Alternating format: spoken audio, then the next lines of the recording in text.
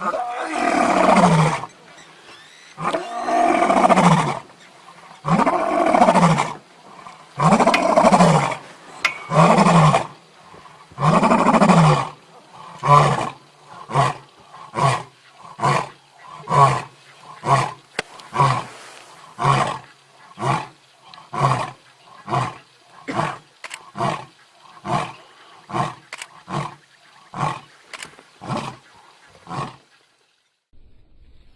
name of our lesson, The Real Jerusalem, Part 2. In our last videotape lesson, The Real Jerusalem, we brought forth the mind-blowing possibility that modern-day Jerusalem is not the holy Jerusalem where King Solomon built our holy temple for the Most High, nor was the place that King David conquered and called the city of David. We charged each and every Hebrew Israelite who would see or hear that lesson to study to show thyself approved on this matter. And many have done so. We read the 83rd Psalms to verify that our enemies took crafty counsel against our people, so that the name of Yisrael would be no more in remembrance, and put forth the possibility that the heathens in their slickness called themselves moving the actual location of our holy cities from the south in the promised land to where modern-day Jerusalem now sits in the north. We made known the difference between Amorite Jerusalem, whose king was Adonizek, king of Jerusalem, who led the 5 kings of the Amorites in war against Joshua and the Hebrews once Joshua led our people across the river Jordan and we first came into the promised land. We read about that, and how with Yah's help, Joshua destroyed their armies and killed the 5 kings of the Amorites, and captured and took the Jerusalem of the Amorites that actually sits in a mountain. We then let it be known that hundreds of years later, after Joshua had defeated those 5 Amorite kings, hundreds of years later, King David made a move on the Canaanite stronghold of Jebus, home of the Jebusites in the south of the land, and renamed it the city of David, and also Jerusalem. And it was at this Jerusalem where David's son Solomon built our holy temple and placed the Ark of the Covenant. Now we knew when we brought forth that presentation it would cause a stir in Hebrews worldwide. And it certainly has. If y'all was to go back and look at that video and look at the comments that's on there, you could see it stirred up Hebrews from one end of the planet to the other. Many Israelites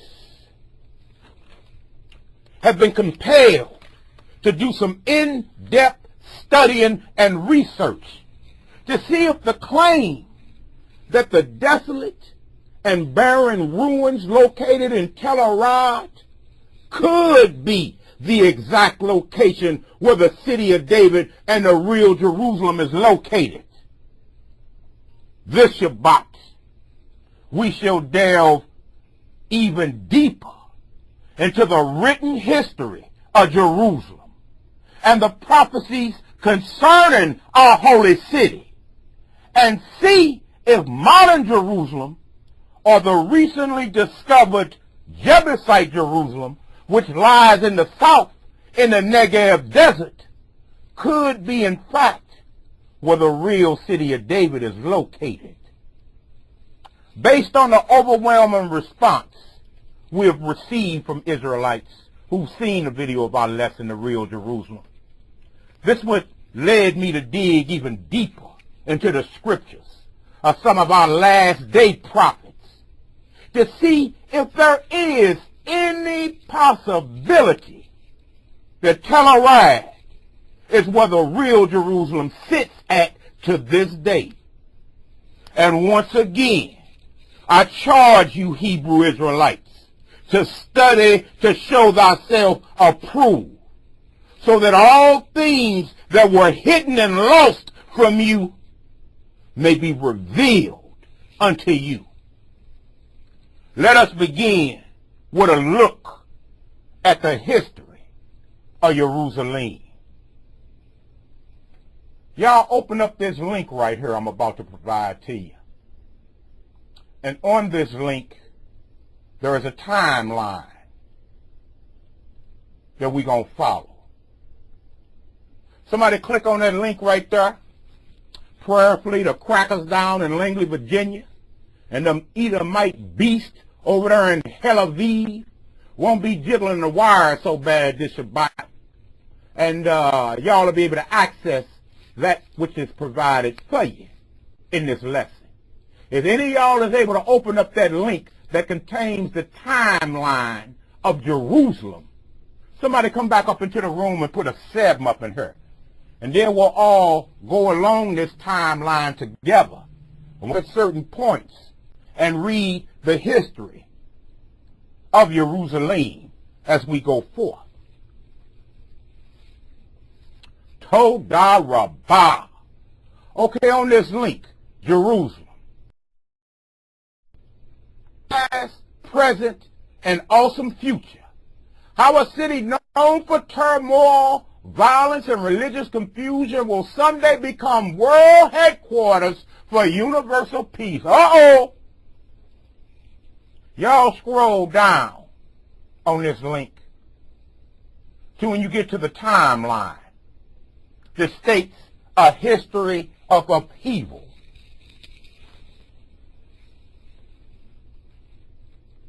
It says a history of upheaval. The following is an overview of Jerusalem's tumultuous past. Now it's interesting that this timeline starts with the Jebusites. 1800 BC, the Jebusites build the wall of Jebus.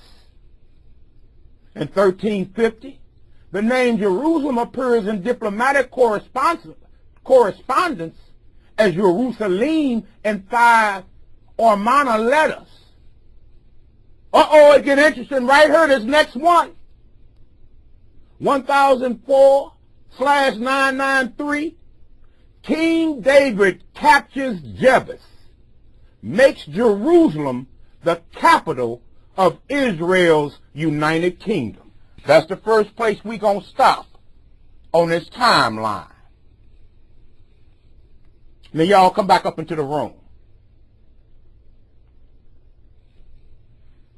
Keep that link up because we're going to refer back to it during the course of this lesson.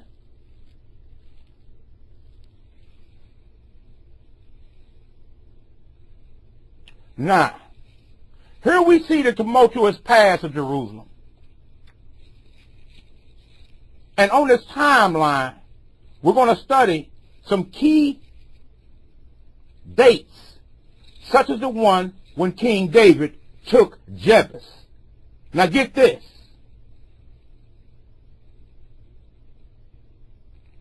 Let us now study some of our history. Hebrew history.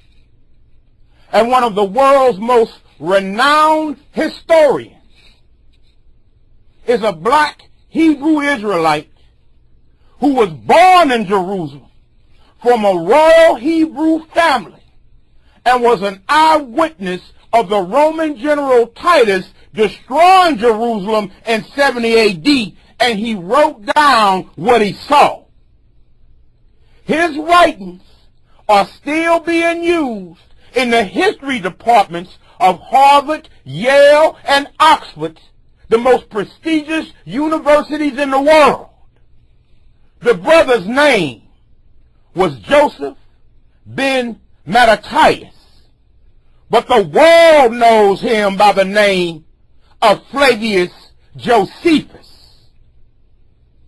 This brother, in his writings, gives an account of David capturing Jerusalem, which was then known as the city of Jebus, in his book, The Antiquity of the Jews. And we got provided for you Hebrews, for your own personal use, an online link to those very writings that we going to see this Shabbat. Now y'all click on that link right there. You want to bookmark and keep this.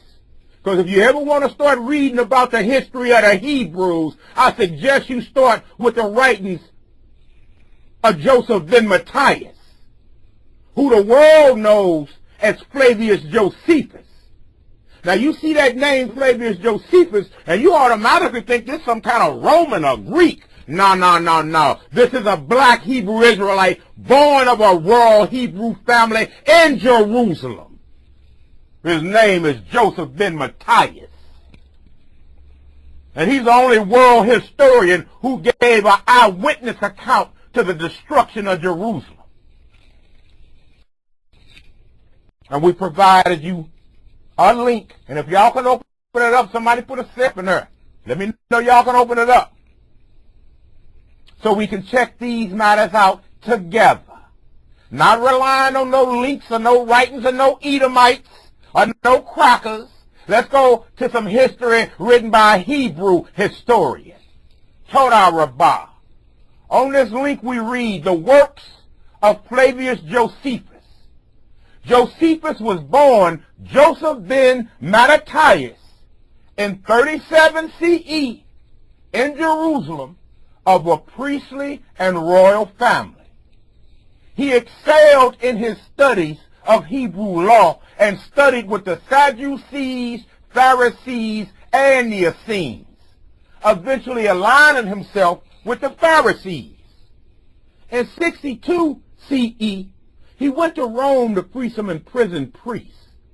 After accomplishing this mission through the intercession of Nero's wife, Poppaea, he returned to Jerusalem in 65 CE to find the country in revolt against Rome. Although Josephus had deep misgivings about the revolt, it became inevitable due to reasons he discussed in his history, primarily the abuses of the Romans. This spurred the growth of fanatical Messianic Jewish movements which believed that the world was coming to an end shortly. In 66 CE, the Masada was seized by the Zealots and the Romans were on the march. Josephus was appointed the commander of Galilee. Josephus had to fight a defensive war against overwhelming force while refereeing internecine squabbles in the Hebrew ranks. In 67, Josephus and other rebels were cornered in a cave during the siege of Jotapata and took a suicide pact. However, Josephus survived and was taken hostage by the Romans, led by Vespasian. Josephus shrewdly reinterpreted the messianic prophecies. He predicted that Vespasian would become the ruler of the entire world. Josephus joined the Romans, for which he was branded a traitor. He acted as consult to the Romans and a go-between with the Hebrew revolutionaries.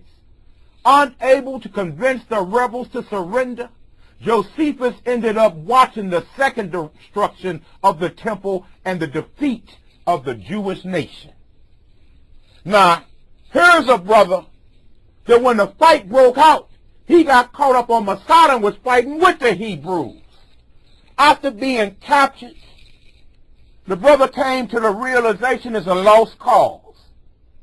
And after he talked to Vespasian, and they found out that this brother was a scholar and came up out of a royal Hebrew family, like our enemies would often do, they needed an intermediary to go down there and try to get these Hebrews to surrender.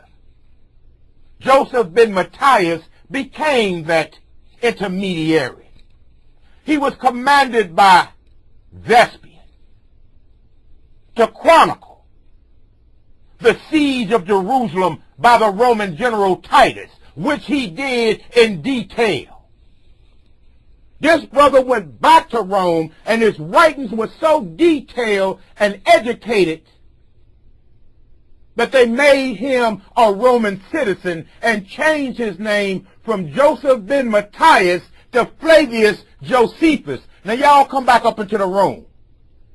If y'all have a clear understanding who this brother Joseph ben Matthias, who was born in Jerusalem, is, and how his name came to be known to the world as Flavius Josephus, if y'all understood everything that I just said, put a 7 up in this room.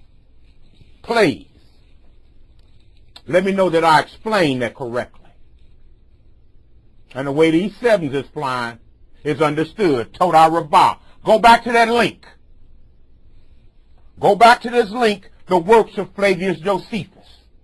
The purpose of me giving y'all this link is twofold. Number one, it contains your history, Zion.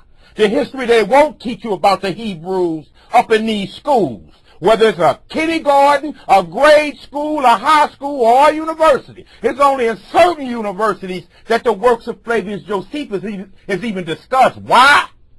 Because this is Hebrew history written by a black Hebrew Israelite.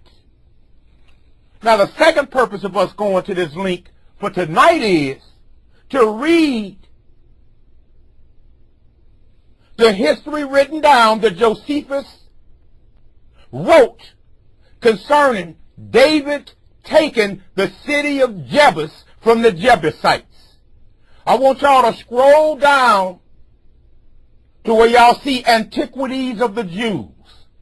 These are the names of the books. One of them is War of the Jews. One of them is the Antiquity of the Jews. We want Antiquities of the Jews. Where I want y'all to go is to book 7. Book VII. Because we know some of you cats like Rantubia, y'all don't know no Roman numerals. You was eating annihilators in the back of the room in the 3rd grade and hee-hawing when the teacher was trying to teach you some Roman numerals. So you don't know what 7 is in Roman numerals. So that's book VII. V is in Victor, Aki. That's book 7. From the death of Saul to the death of David. I want y'all to click on that link. It should open up Antiquities of the Jews, book 7, containing the interval of 40 years from the death of Saul to the death of David. I want y'all to scroll down to chapter 3, where it says how David laid siege to Jerusalem. And when he had taken the city, he cast the Canaanites out of it and brought in the Jews to inhabit therein. Once y'all are at that spot, come back up into the room and put a 3 up in here. And let me know y'all there. Because I have another link containing a picture that I want y'all to see. And we can't go back to and read until we open up this next link and take a look at this picture that I want y'all to see, that we're going to refer to as we read how David laid siege to Jerusalem. Todah. You should be back up in the room and awaiting this next link. Now, this next link that I'm about to provide to you, this is a link from a heathen who was involved with them crackers down in Texas, with that Israel Hawkins. These are some crackers who claim that the buildings that they were in down in Texas, they called it the House of Yahweh. Can y'all believe that? This cracker actually had them heathens convinced that they were part of the children of Israel. Well, guess what? One of the elders from his camp found out that there was an archaeological dig down in the Negev desert. and they found on some pottery, so dating back to the time of Solomon, that had on it the house of Yahweh. So this heathen went from Texas and made a trip over to the land of Israel. And that link that's in that room right there, y'all click on that link that Shimano Yah just put up in there. That's the same one I was about to post. Sorry for my tardiness, Shimano Yah. Y'all click on that link right there. This is the page that this heathen created after he got back from his visit to Israel. The first trip he made was to the modern day Jerusalem. The second trip he made was down in the Negev. If y'all can open up that link, somebody come back in this room and put a 7 up in here.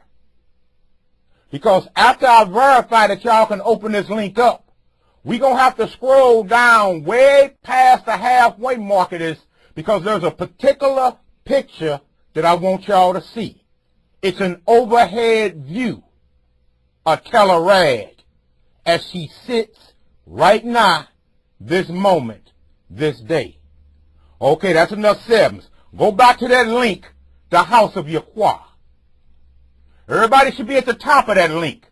I want y'all to scroll all the way down. Just keep scrolling down. Go all the way down. It's more than halfway down.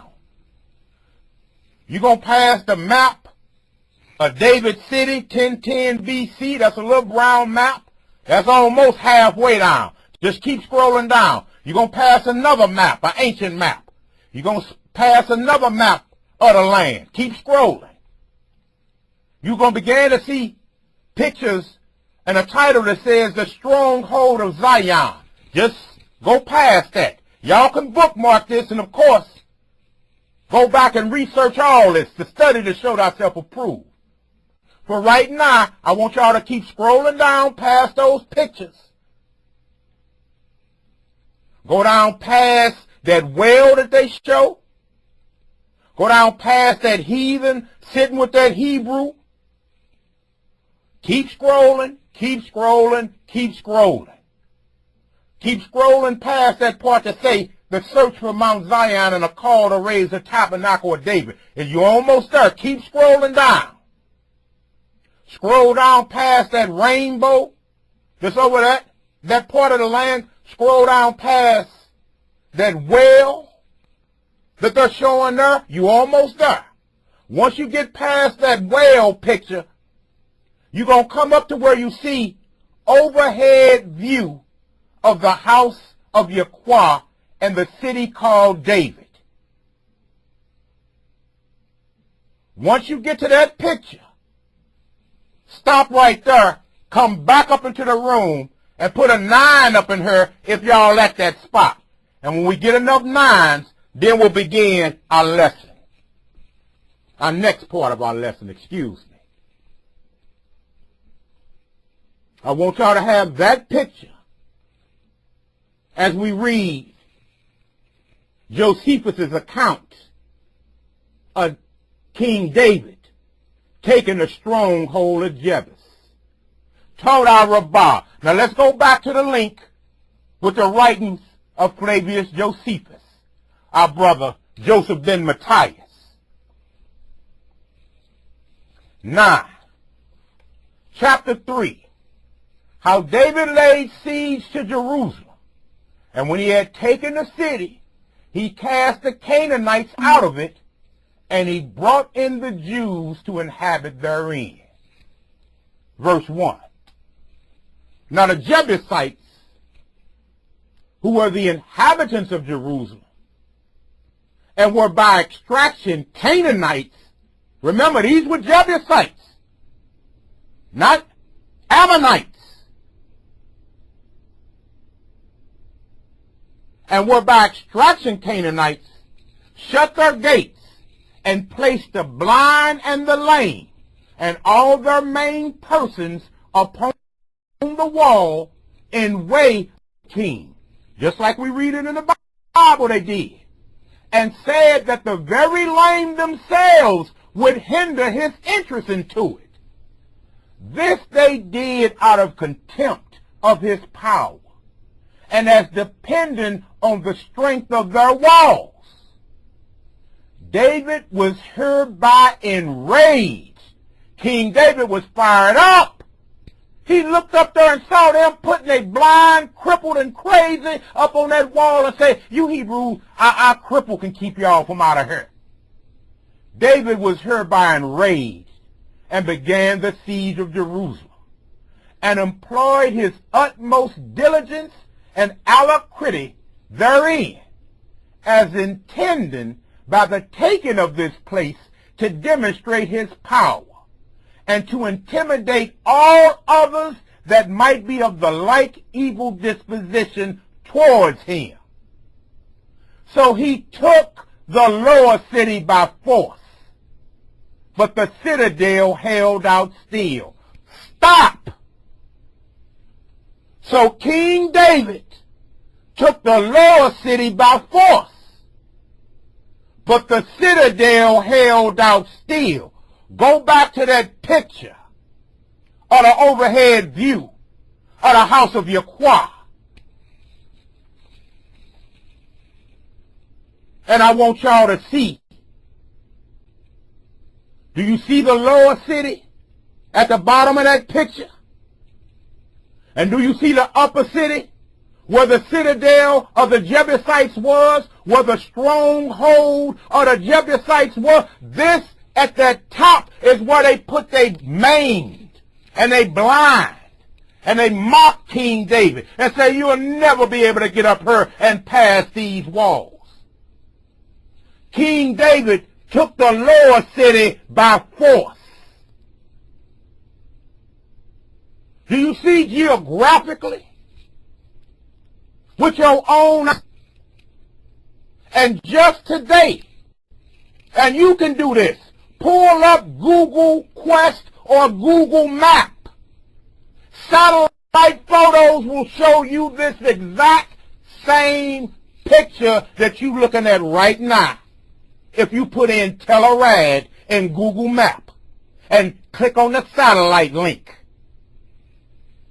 That was the lower city that King David took.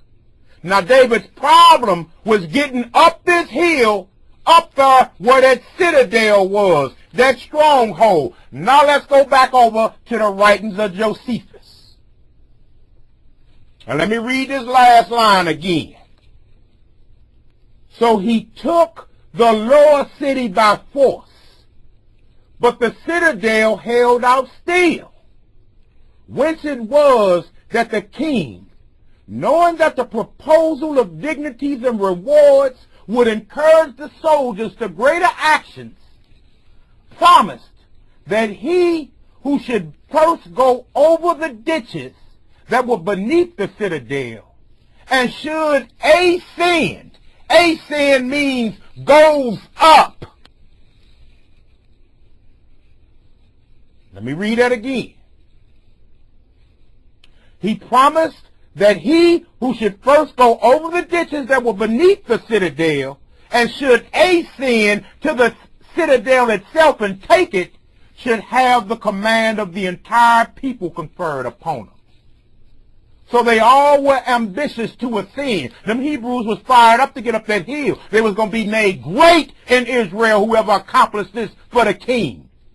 And thought no pains too great in order to ascend thither out of their desire of the chief command.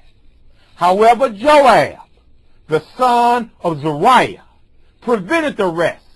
And as soon as he was got up to the citadel, cried out to the king and claimed the chief command. When David had cast the Jebusites out of the citadel, he also rebuilt Jerusalem and named it the city of David. Stop! Go back to that picture of the overhead view, house of Yahweh. You see the lower city. that David took by force. He commanded his men, whoever can get up that hill, whoever can ascend up there to that citadel, to that stronghold of Zion up there, I'm going to make you great in the land. Joab accomplished that. He opened up the gates. Ox of the tribe of Judah poured into that stronghold, and David cast the Jebusites out. He named the top of that hill the city of David. Come back to the writings of Josephus, and let's continue. Verse 2 again. When David had cast the Jebusites out of the citadel, he also rebuilt Jerusalem and named it the city of David, and abode there all the time of his reign. But for the time that he reigned over the tribe of Judah only in Hebron, it was 7 years and 6 months. Now when he had chosen Jerusalem to be his royal city, his affairs did more and more prosper by the providence of the Most High, who took care that they should improve and be augmented.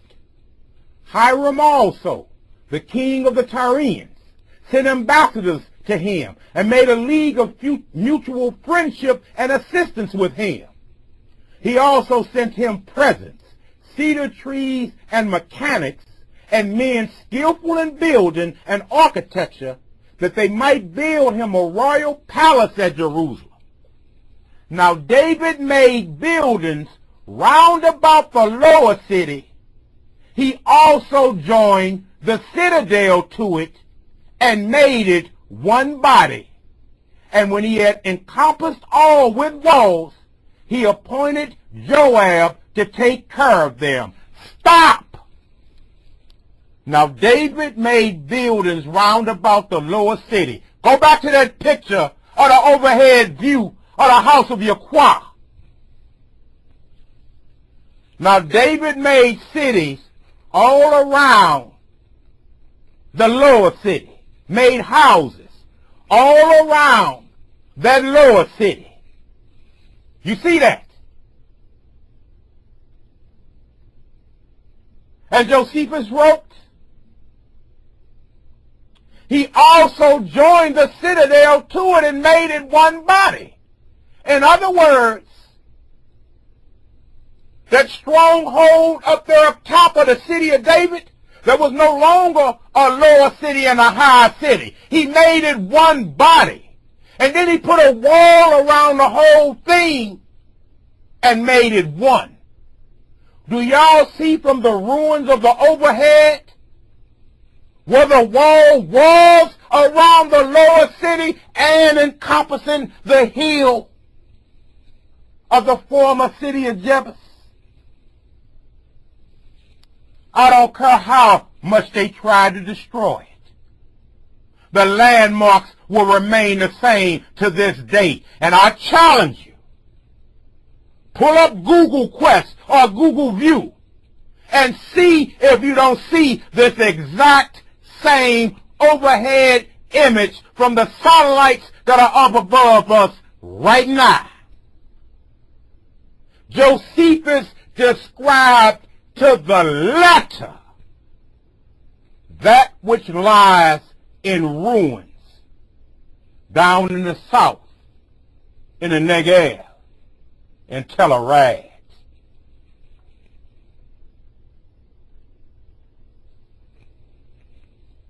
Let's continue. Go back to the writings of Josephus. And let me read that again. Now David made buildings round about the lower city. He also joined the citadel to it and made it one body.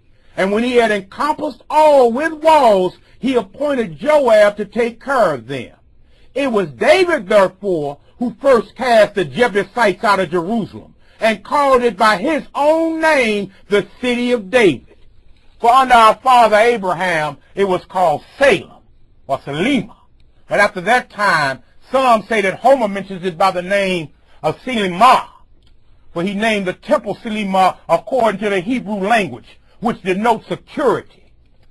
Now the whole time from the warfare under Joshua, our general, against the Canaanites, and from that war in which he overcame them and distributed the land among the Hebrews, nor could the Israelites ever cast the Canaanites out of Jerusalem until this time when David took it by siege. This whole time was 515 years.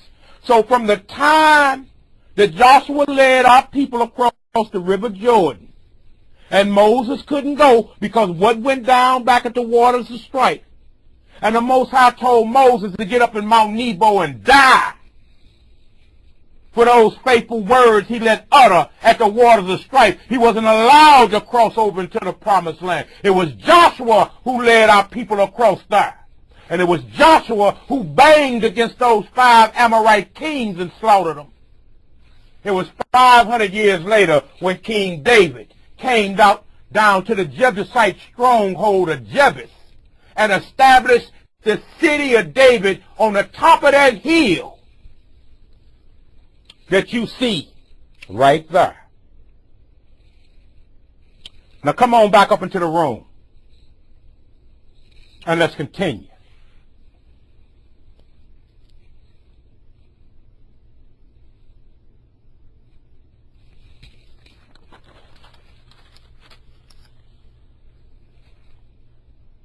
Now we just read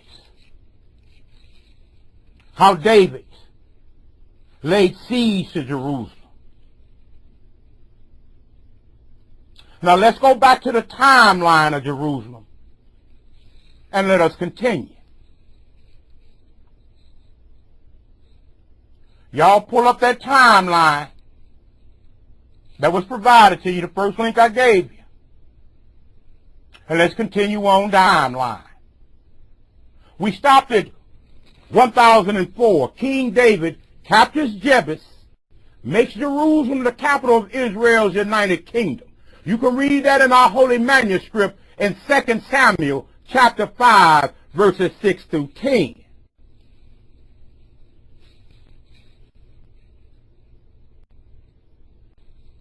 Now, it was in 960 that King Solomon, David's son, began constructing the temple in the city of David, on the top of that hill, where the stronghold was.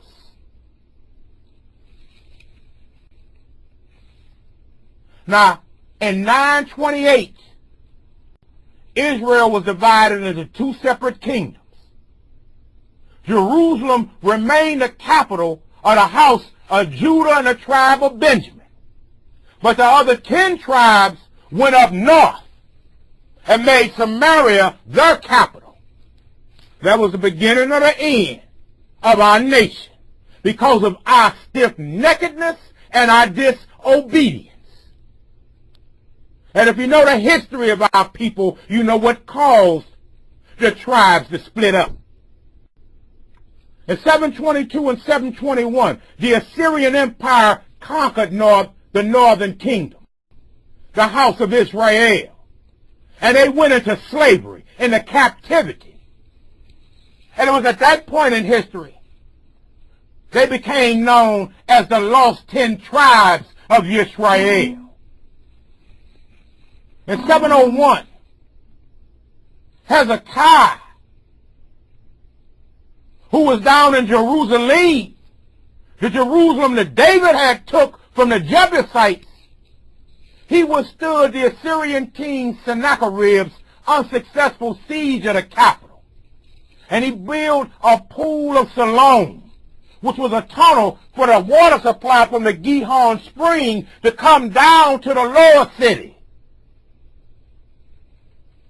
From 606 to 597 BC, the Babylonian Empire came against us, and King Nebuchadnezzar captured the city of David. The Babylonians destroyed our city, went to the top of that hill and destroyed our temple. And we were exiled to Babylon in modern-day Iraq. In 538, King Cyrus wrote an edict and fulfilled the prophecies of the Most High by allowing the Hebrews, they estimate it was 50,000 Israelites, to return from Nebuchadnezzar's Babylon out of captivity and to rebuild the temple in the city of David back up on the top of that hill. In 516, the second temple was finished in the 6th year of Darius the Great. You can verify that in Ezra chapter 6, verses 15 through 18. In 332, Alexander the Great conquered Palestine from the Persians, and he captured Jerusalem. And I shared with y'all in a lesson that the high priest in Jerusalem at the time asked for an audience with Alexander and showed him that he was prophesied as being that leopard of the Greeks who would be a world-ruling empire, and he spared Jerusalem after the high priest showed him the prophecies. In 320, the Egyptian Pharaoh Ptolemy I captured Jerusalem. In 170 is when Antiochus Epiphanes, that filthy, nasty Greek bastard, came to Jerusalem, went up that hill to our temple. He outlawed our laws, Judaism, and he profaned the temple by slaughtering a swine upon our altar. And he erected a filthy statue of Zeus, the Greek god, on the top of that hill in that rebuilt temple in Jerusalem. It was that same Antiochus that killed them 7 brothers of that Hebrew mother who refused to eat swine by grievous tortures that you can read about in the book of Maccabees and the Apocrypha. It's time for you to learn your history, Zion. Continuing on this timeline of Jerusalem. 167. The Hasmoneans began the Maccabean revolts. A black Hebrew Israelite by the name of Judah Maccabea recaptured the city and restored the temple and brought back the law to the upper and lower city that David joined into one body, Jerusalem. In 63, Pompey captured Jerusalem for the Roman Empire. Uh-oh! Our natural enemies have finally arrived. Pompey captured Jerusalem for the Roman Empire. In 37, Rome appoints Herod king of Judea. This stinking Edomite who they put over the black Hebrew Israelites wasn't no king of ours, and we despised Herod. Them Romans said, you over these niggas, you over these Hebrews. And Herod didn't like us, and we didn't like him. And Jerusalem was made the capital of the Roman client kingdom. We were just another little pawn during the world-ruling empire of Rome's dynasty on earth at this time. In 19 BC, Herod began expanding the Temple Mount. Herod went back up on the top of that hill, and he began to refurbish and start rebuilding on the temple. This was during the time of Hamashiach Yeshua. During his birth, his earthly ministry, our temple was located in the city of David on the top of that hill. In AD 26, Pontius Pilate governs as the Roman procurator of Judea. In 27, Herod finally refurbishing the temple that set up at the former stronghold of Jebus. In 31 was when the Romans crucified our holy Messiah, the holy Lamb of Yah. In 66 through 73 AD, the Hebrews revolted against Rome. In 70 AD, the Roman army captures Jerusalem, sacks and destroys the temple, and exiles or enslaves every last Hebrew Israelite survivor. In 70 AD, the Roman general Titus laid siege and tore Jerusalem down to the ground. You can read about Titus's destruction of Jerusalem from a Hebrew Israelite historian who witnessed it with his own eyes. His name is Joseph ben Matthias. The world knows him as the great historian of antiquity, Flavius Josephus. We don't have time in this Shabbat lesson to go back and read that. You can read it at your own leisure. The online link was provided to you. You ain't got to go to no libraries. You ain't got to buy no books. It's been provided at the tip of your hand. Now in 70 AD, we are dealing with the Jerusalem that King David took from the Jebusites. Now let's continue on this timeline. In 132 is when the Bar Kokhba led the revolt against Rome. That's when them Hebrews finally said, we can't take it no more. And we rebelled against Rome. And we reinstated Jerusalem, the Hebrew capital. And in 135, this is what we hit on in our previous lesson. It was in 135 when the Roman Emperor Hadrian destroyed the city and renamed it Aelia Capitolina. And for more than 200 years, the world-ruling empire Rome would not allow a black Hebrew Israelite to even walk up on a mountain and look over and look down upon holy Jerusalem on the penalty of death for more than 200 years. Now the Hebrew eye looked upon the ruins of holy Jerusalem.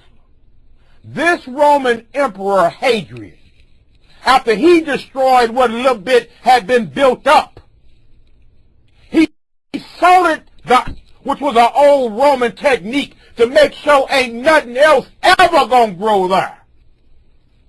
And of course, he renamed it Aelia Capitolina.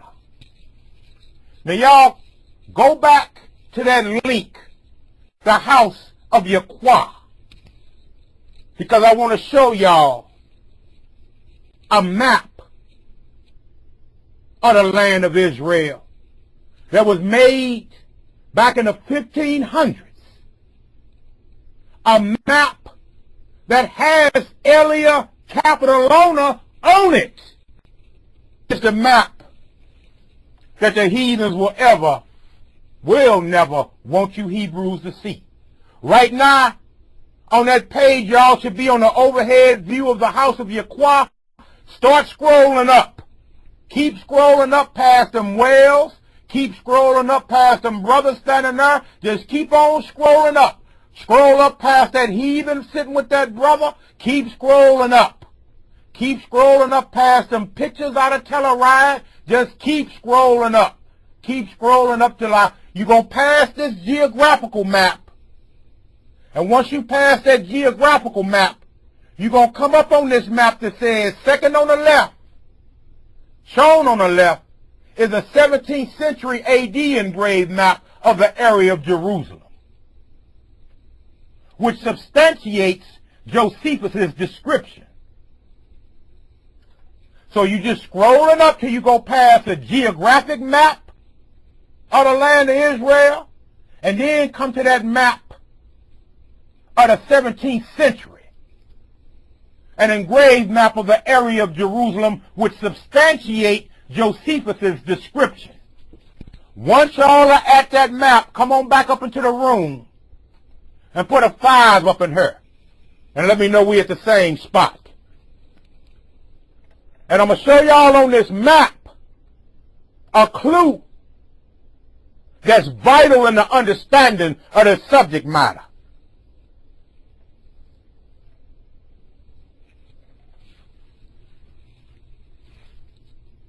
And don't worry, on the videotape lesson, this map will be front and center. We ain't got to worry about come back and put a 5. Now it'll be front and center. Okay, Todah Rabbah. Now look at this map right here. It says, third is our earliest map of the area, as shown on the above, is the first atlas of the Holy Land by J. Ziegler entitled K. Intus Constantinor, from 1532, which shows the Roman name Aelia Capitolona in the land of Benjamin in the place of the Jebusite Jerusalem. Y'all look up there. Do y'all see Aelia right there? In the top lower left-hand corner? Now notice that where Aelia is surrounded by mountains. You remember last week or 2 weeks ago when we brought forth our lessons, the brothers pointed out that this heathen and this slickness drew this map upside down, where he got Aelia up north. But if you turn it and flip it upside down, where Aelia would be down south, that's the correct way this map should be. This is the depths of the craftiness of our adversaries, who would seek to keep you from finding these things out. Now this says, third is our earliest map of the area, is the first atlas of the Holy Land by J. Ziegler, entitled Q. Intus Constantinor from 1532 A.D., which shows the Roman name Aelia Capitolona in the land of Benjamin in the place of the Jebusite Jerusalem, Jerusalem surrounded by mountains. Do y'all see where Aelia is? And do you see on this atlas how it's surrounded by mountains? Not sitting in a mountain, as modern day Jerusalem is. Now check this.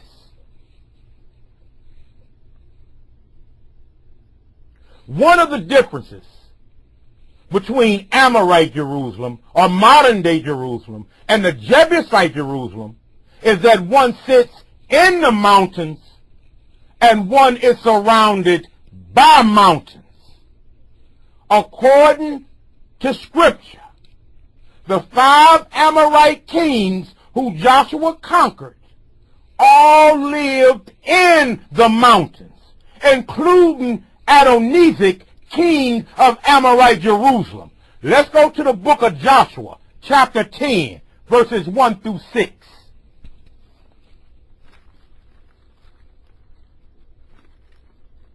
Let's verify this in the manuscript. Let's go to the book of Joshua, chapter 10, verses 1 through 6.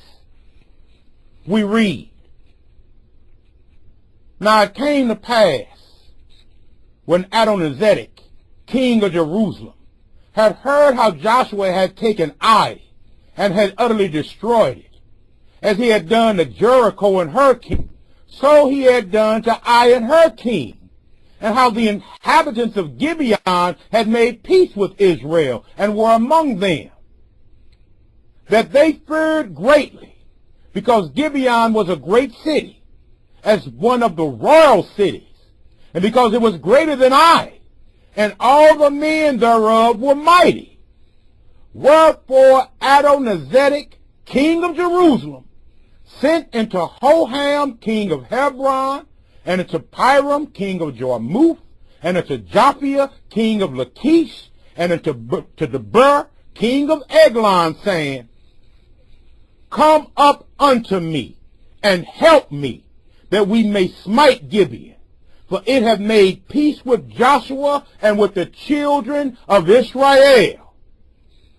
Therefore the 5 kings of the Amorites, the king of Jerusalem, the king of Hebron, the king of Jarmuth, the king of Lachish, the king of Eglon, gathered themselves together and went up, they and all their hosts, and encamped before Gibeon and made war against it. Verse 6. And the men of Gibeon sent unto Joshua to the camp to Gilgal, saying, Slack not thy hand from thy servants. Come up to us quickly, and save us, and help us.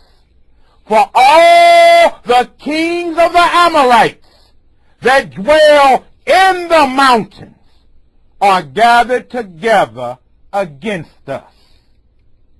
So we see in Joshua chapter 10, verse 6, that all these kings of the Amorites dwelt in the mountains. If there's anybody in this room that understood that, put a 17 up in this room.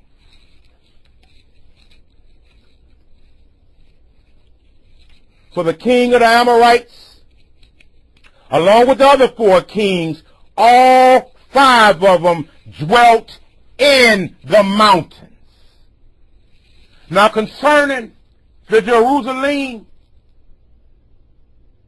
that David founded, the manuscript says it is surrounded by mountains like you saw on that ancient map when they changed the name to Elia Capitolona. Let's go to the 125th Psalm for verification. Psalms 125, verses 1 and 2. All we need is 2 verses. In the 125th Psalm,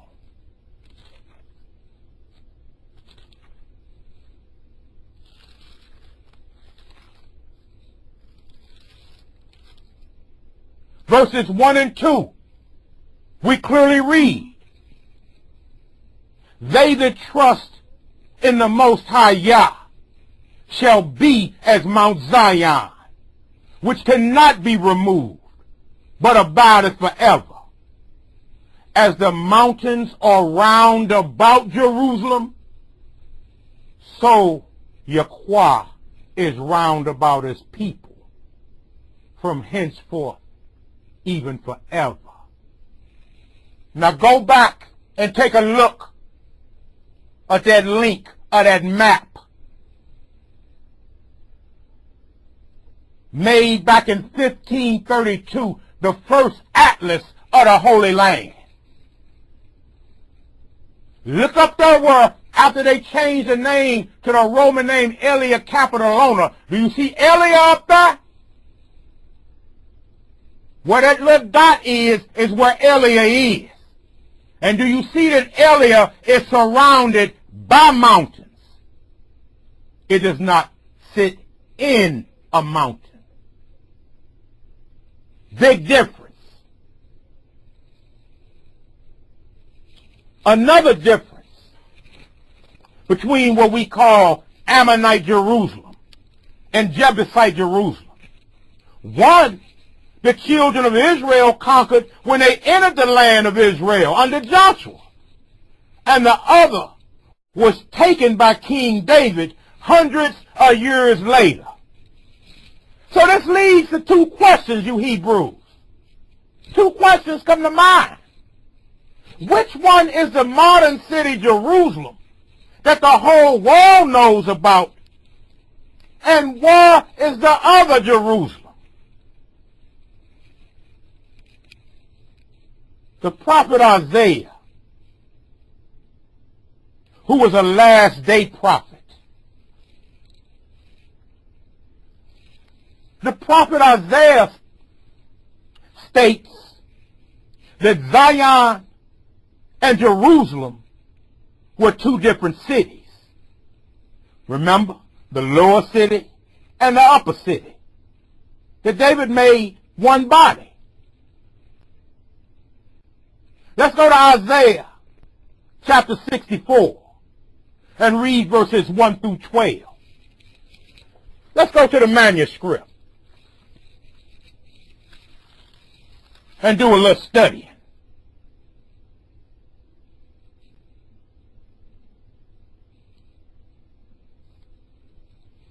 In the book of Isaiah chapter 64, we read, "Oh, that thou wouldest rend the heavens, that thou wouldest come down, that the mountains might flow down at thy presence, as when the melting fire burneth. The fire causeth the waters to boil, to make thy name known to thine adversaries, that the nations may tremble presence, when thou didst terrible things which we look not for. Thou camest down, the mountains flowed down at thy presence. For since the beginning of the world men have not heard, nor perceived by the earth, neither hath the eye seen, O Yah, beside thee, what he hath prepared for him that waiteth for him. Thou meetest him that rejoiceth and worketh righteousness. Those that remember thee in thy ways, behold, thou art wroth. For we have sinned, in those is continuance, and we shall be saved. But we are all as an unclean thing, and all our righteousness are as filthy rags. And we all do fade as a leaf, and our iniquities, like the wind, have taken us away. And there is none that calleth upon thy name, that stirreth up himself to take hold of thee. For thou hast hid thy face from us, and hast consumed us because of our iniquities. But now, O Yahweh, thou art our Father. We are the clay, and thou art potter. And we all are the work of thy hand. Be not wroth very sore, O Yahweh. Neither remember iniquity forever. Behold, see, we beseech thee, we are all thy people, thy holy cities are a wilderness. Zion is a wilderness, Jerusalem a desolation. Stop! The last day prophet, Isaiah, who prophesied pertaining to the latter times. He said that our holy cities are a wilderness. Zion is a wilderness. The top, the city of David, that stronghold. And Jerusalem, the lower city, a desolation. Verse 11. Our holy and our beautiful house, where our fathers praised thee, is burned up with fire. That happened in 70 A.D. at the siege of Titus. And all our pleasant things are laid waste. Wilt thou refrain thyself for these things, O Yah? Wilt thou hold thy peace and afflict us very sore? Think back of that picture of the modern day overhead view of Telluride. Does that fit the scriptures in Isaiah? That our holy cities are a wilderness. Zion is a wilderness and Jerusalem a desolation. Because I profess to you that modern day Jerusalem is a modern city. It's inhabited. You have Jews, Christians, Muslims, and I don't know how many other kind of people live there. It's fully functional. They got motels, hotels, restaurants. They got the internet. They got television, the whole 9 yards. Now, Isaiah also stated that Zion should have a wilderness, waste places, and get this, a desert. Let's go to Isaiah chapter 51, verse 3, one verse.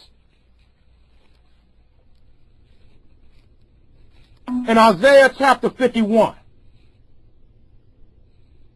verse 3, we read, "For Yahweh shall comfort Zion."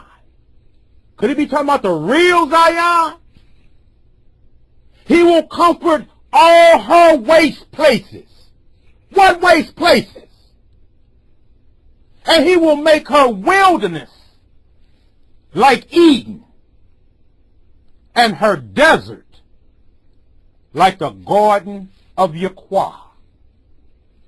Joy and gladness shall be found therein, thanksgiving and the voice of melody. So we see here why Isaiah, the last day prophet, say that the Most High is going to comfort Zion. That he's going to comfort all her waste places.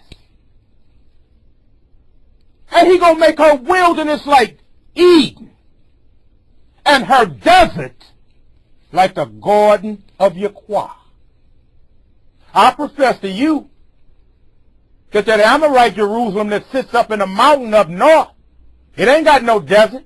It's on the side of a mountain. But that Jebusite Jerusalem down south, it sits in the Negev desert.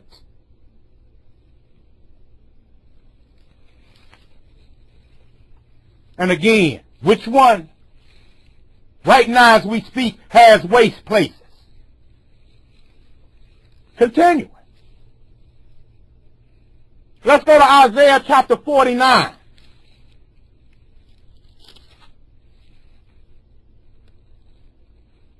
And read verses 1 through 26. We read, "Listen, O owls, unto me, and hearken, ye people from far. Yah hath called me from the womb, from the bowels of my mother hath he made mention of my name. And he hath made my mouth like a sharp sword. In the shadow of his hand hath he hid me, and made me a polished shaft. In his quiver hath he hid me, and said unto me, Thou art my servant, O Yisrael, in whom I will be glorified. Then I said, I have labored in vain. I have spent my strength for naught and in vain. Yet surely my judgment is with the Most High, and my work with my Elohim. And now saith Yahweh, that formed me from the womb to be his servant, to bring Jacob again to him. Though Yisrael be not gathered, yet shall I be glorious in the eyes of Yahweh, and my arrow shall be my strength. And he said, It is a light thing that thou shouldest be my servant to raise up the tribes of Jacob, and to restore the herb of Israel. I will also give thee for a light to the Gentiles, that thou mayest be my salvation unto the end of the earth. Thus saith Yahweh, the Redeemer of Israel, and his Holy One, to him whom man despises, to him whom the nation abhorreth, to a servant of rulers. Kings shall see and arise. Princes also shall worship, because of Yahweh that is faithful, and the Holy One of Israel, and he shall choose thee. Thus saith Yahweh, in an acceptable time have I heard thee, and in the day of salvation have I helped thee, and I will preserve thee, and give thee for a covenant of the people, to establish the earth, to cause to inherit the desolate heritages. Do you see that? Verse 9, that thou mayest say to the prisoners, go forth. To them that are in darkness, show yourselves. They shall feed in the ways, and their pastures shall be in all high places. They shall not hunger nor thirst, neither shall the heat nor sun smite them. For he that hath mercy on them shall lead them, even by the springs of water shall he guide them. And I will make all my mountains a way, and my highways shall be exalted. Behold, these shall come from far, and lo, these from the north and from the west, and these from the land of Sinim. Sing, O heavens, and be joyful, O earth, and break forth into singing, O mountains, for Yahweh hath comforted his people, and will have mercy upon his afflicted. But Zion said, Yahweh hath forsaken me. I want y'all to remember that overhead picture. Remember the top of that mountain, at the top of that hill. That's Zion. But Zion said, Yahweh hath forsaken me, and my master hath forgotten me. Can a woman forget her suckling child, that she should not have compassion on the son of her womb? Yeah, they may forget, yet will I not forget thee. Behold, I have graven thee upon the palms of my hands. Thy walls are continually before me. Thy children shall make haste. Thy destroyers and they that made thee waste shall go forth of thee. Lift up thine eyes round about, and behold, all these gather themselves together and come to thee. As I live, saith Yahweh, thou shalt surely clothe thee with them all, as with an ornament, and bind them on thee, as a bride doeth. Verse 19, for thy waste and thy desolate places, and the land of thy destruction, shall even now be too narrow by reason of the inhabitants, and they that swallow thee up shall be far away. Stop! This was a last day prophecy concerning Zion and the return of the children of Israel to the promised land. How do we know this? Let's keep reading. Verse 20. The children which thou shalt have, and after thou hast lost the other, shall say again in thine ears, the place is too strait for me. Give place to me that I may dwell. Then shalt thou say in thine heart, who hath begotten me these? Seeing I have lost my children, and am desolate, a captive, and removing to and fro. We've been scattered, been slaves. And who hath brought up these? Behold, I was left alone. These, where have they been? This is Mount Zion having a conversation with the Most High. Who are all these children coming back? Where they been? Thus saith Yahweh Elohim, behold, I will lift up my hand to the Gentiles, and set up my standard to the people, and they shall bring thy sons in their arms, and thy daughters shall be carried upon their shoulders, and kings shall be thy nursing fathers, and their queens thy nursing mothers. They shall bow down to thee with their face toward the earth, and lick up the dust of thy feet, and thou shalt know that I am Yahweh. For they shall not be ashamed that wait for me. Shall the prey be taken from the mighty, or the lawful captive delivered? But thus saith Yahweh, even the captives of the mighty shall be taken away, and the prey of the terrible shall be delivered. For I will contend with him that contended with thee, and I will save thy children. And I will feed them that oppress thee with their own flesh, and they shall be drunken with their own blood as with sweet wine. And all flesh shall know that I, Yahweh, am thy Savior and thy Redeemer, the mighty one of Jacob. Hallelujah! Now I ask you, Zion, this prophecy has yet to unfold. You ain't back home yet, is you? This is prophecy to come. Zion asked the Most High, have you forgot about me? I'm still in desolation. I'm still in ruin. Am I forsaken? The Most High assured Zion, the children coming back. Matter of fact, those who messed over, they coming back on their shoulders. They gonna bring them back.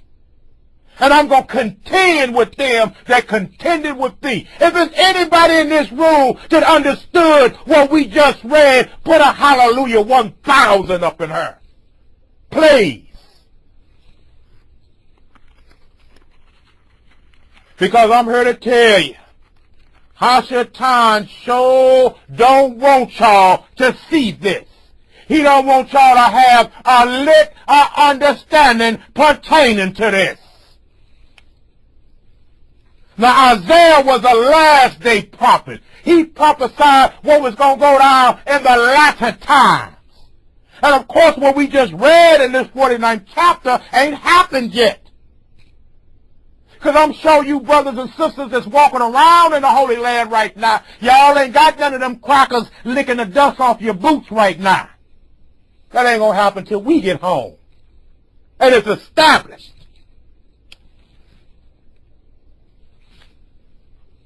And it's going to be done. Because the word of the Most High don't come back void. If he said it's going to go down like that, it's going to go down just like that. Jeremiah also warned our ancestors what would happen to Jerusalem if they continue to disobey the Most High. Let's go to Jeremiah chapter 6, verse 8. One verse. Isaiah wasn't the only last day prophet who spoke on these things.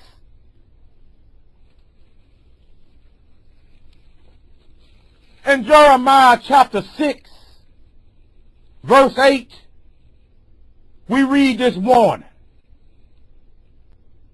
Be thou instructed, O Jerusalem, lest my soul depart from thee, lest I make thee desolate, a land not inhabited. Stop! Am I the only one that sees this? That we were warned time and time again what would happen to our beloved city if our ancestors didn't straighten up? Well, we know in hindsight, our stiff-necked ancestors didn't straighten up. And all that the Most High promised to do unto her, he did. This cannot be questioned. All that the Most High said he would do, he did.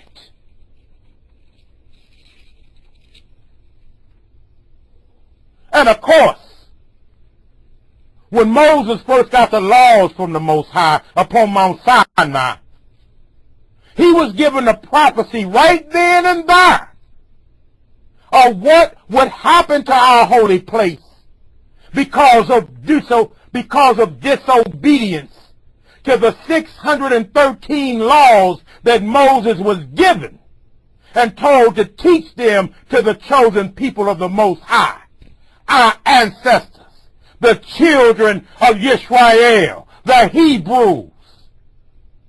And what did Moses tell them was going to happen? Let's go to the book of Leviticus, chapter 26, verses 27 through 35. With all your getting, get you understanding.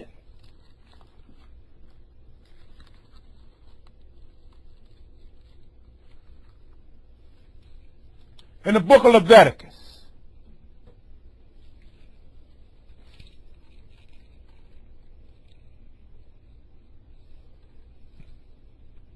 chapter 26, verses 27 through 35, we read,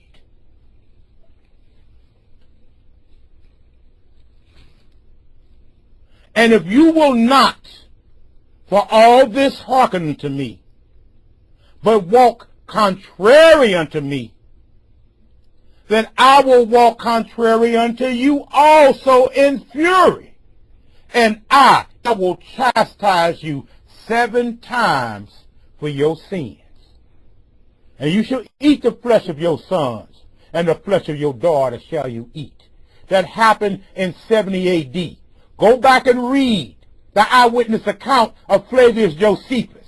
See how those Roman bastards, when they knew that famine was in the city, they roasted goats at the base of the walls and let that smell come up over the wall gates, and it drove our ancestors crazy with hunger. And we ate our sons and our daughters during the siege of Titus. Verse 30, "And I will destroy your high places, and cut down your images, and cast your carcasses upon the carcasses of your idols, and my soul shall abhor you." Remember, King Solomon brought idols into that temple that set up on that hill in the city of David. When King Solomon went over to the dark side, listening to them strange-ass heifers who he married and worshiping their gods. Verse 31, "And I will make your cities waste, and bring your sanctuaries into desolation, and I will not smell the savor of your sweet odors, and I will bring the land into desolation. And your enemies which dwell therein shall be astonished at it. And I will scatter you among the heathen, and will draw out a sword after you. And your land shall be desolate, and your cities waste. Then shall the land enjoy her Sabbaths, as long as it lieth desolate, and ye be in your enemy's land. Even then shall the land rest, and enjoy her Shabbats.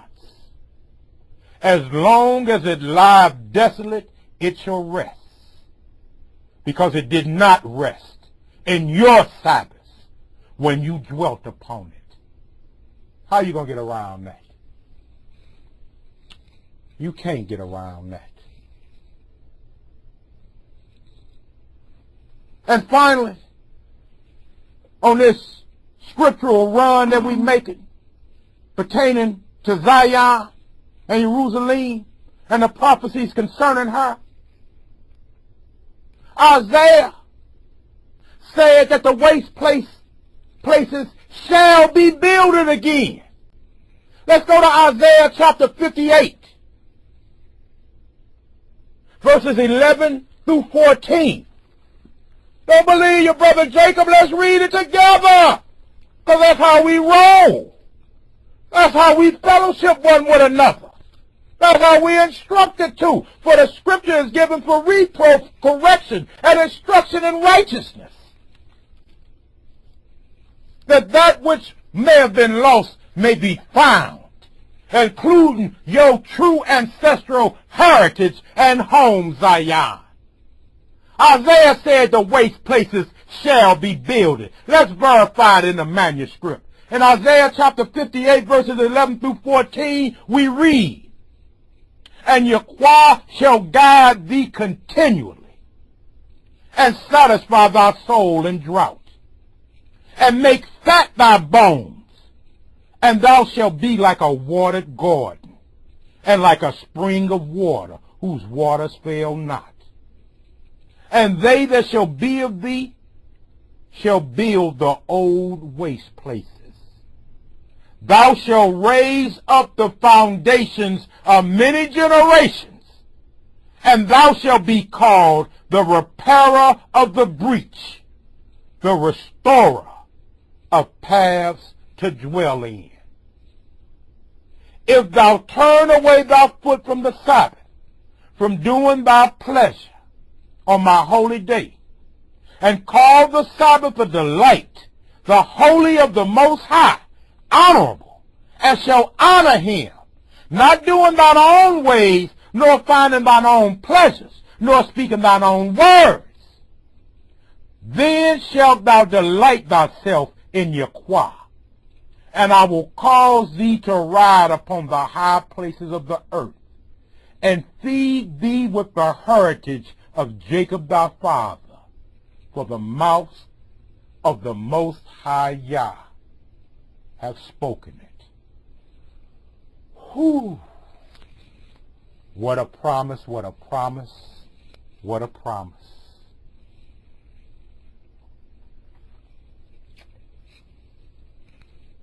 Now these scriptures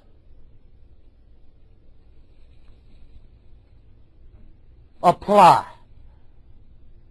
to the Jerusalem that is known as the city of David, that's set upon that hill. In modern day Jerusalem, if you go, from the videotape that we saw, they had the city of David down in a valley up there in the land of Ephraim.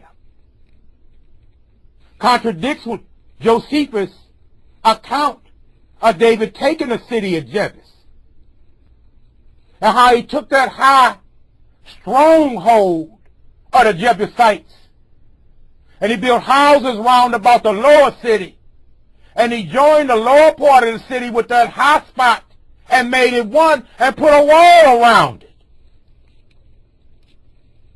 The scripts say that those who go back and build up those old waste places, it's going to build up the foundations of many generations.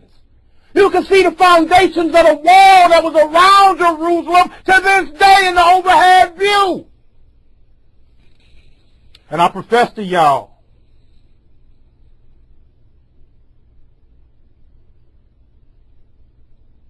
that these heathens have went to great lengths to keep you from knowing these things. Now, as we shall see, as we go back to the timeline, because we ain't through, we got to go back to the timeline of the history of Jerusalem, we are going to see which of these places fits these prophecies that we just read out of the Holy Bible by these last day prophets. The ones given to Moses on top of Mount Sinai, and the ones given to Isaiah and Jeremiah. Now let's all go back to the timeline. Pull that back up, you Israelites. We stopped on this timeline at 135, when the Roman Emperor Hadrian destroyed the city and renamed it Aelia Capitolina, and banned Hebrews from entering. And for almost 200 years, there was not a Hebrew entered into our holy cities. 313, Emperor Constantine legalized a new religion called Christianity. Constantine converted and became a Christian. He said, you know what? That black Hebrew, Yeshua, who we crucified back there in Jerusalem, he was the Son of God. And all of a sudden, the very Romans who destroyed Jerusalem, not once but twice, first Titus and then Hadrian, this same Roman bastard gonna say, nah, I'm gonna become a follower of that Hebrew. I'm gonna become a Christian.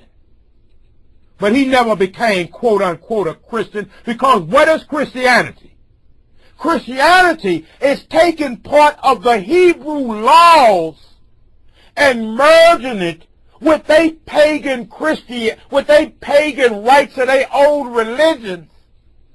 And when you merge they pagan rites with some of our Hebrew laws, they came up with a new religion called Christianity. Y'all come back up in the room, because I got to understand if y'all understand this.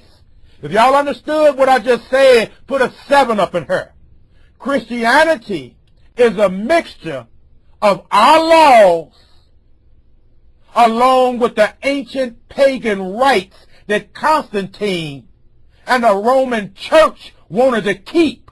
And they came up with a new religion called Christianity. Toda Rabbah. Now go back to the timeline. Keep this in mind. Constantine read the edicts of Hadrian. That Hadrian did not ever want another Hebrew to walk into our old Jerusalem again. So what did Constantine do? Constantine decided, you know, there was another Jerusalem, the Amorite Jerusalem, that one that sits up there in the mountain up north.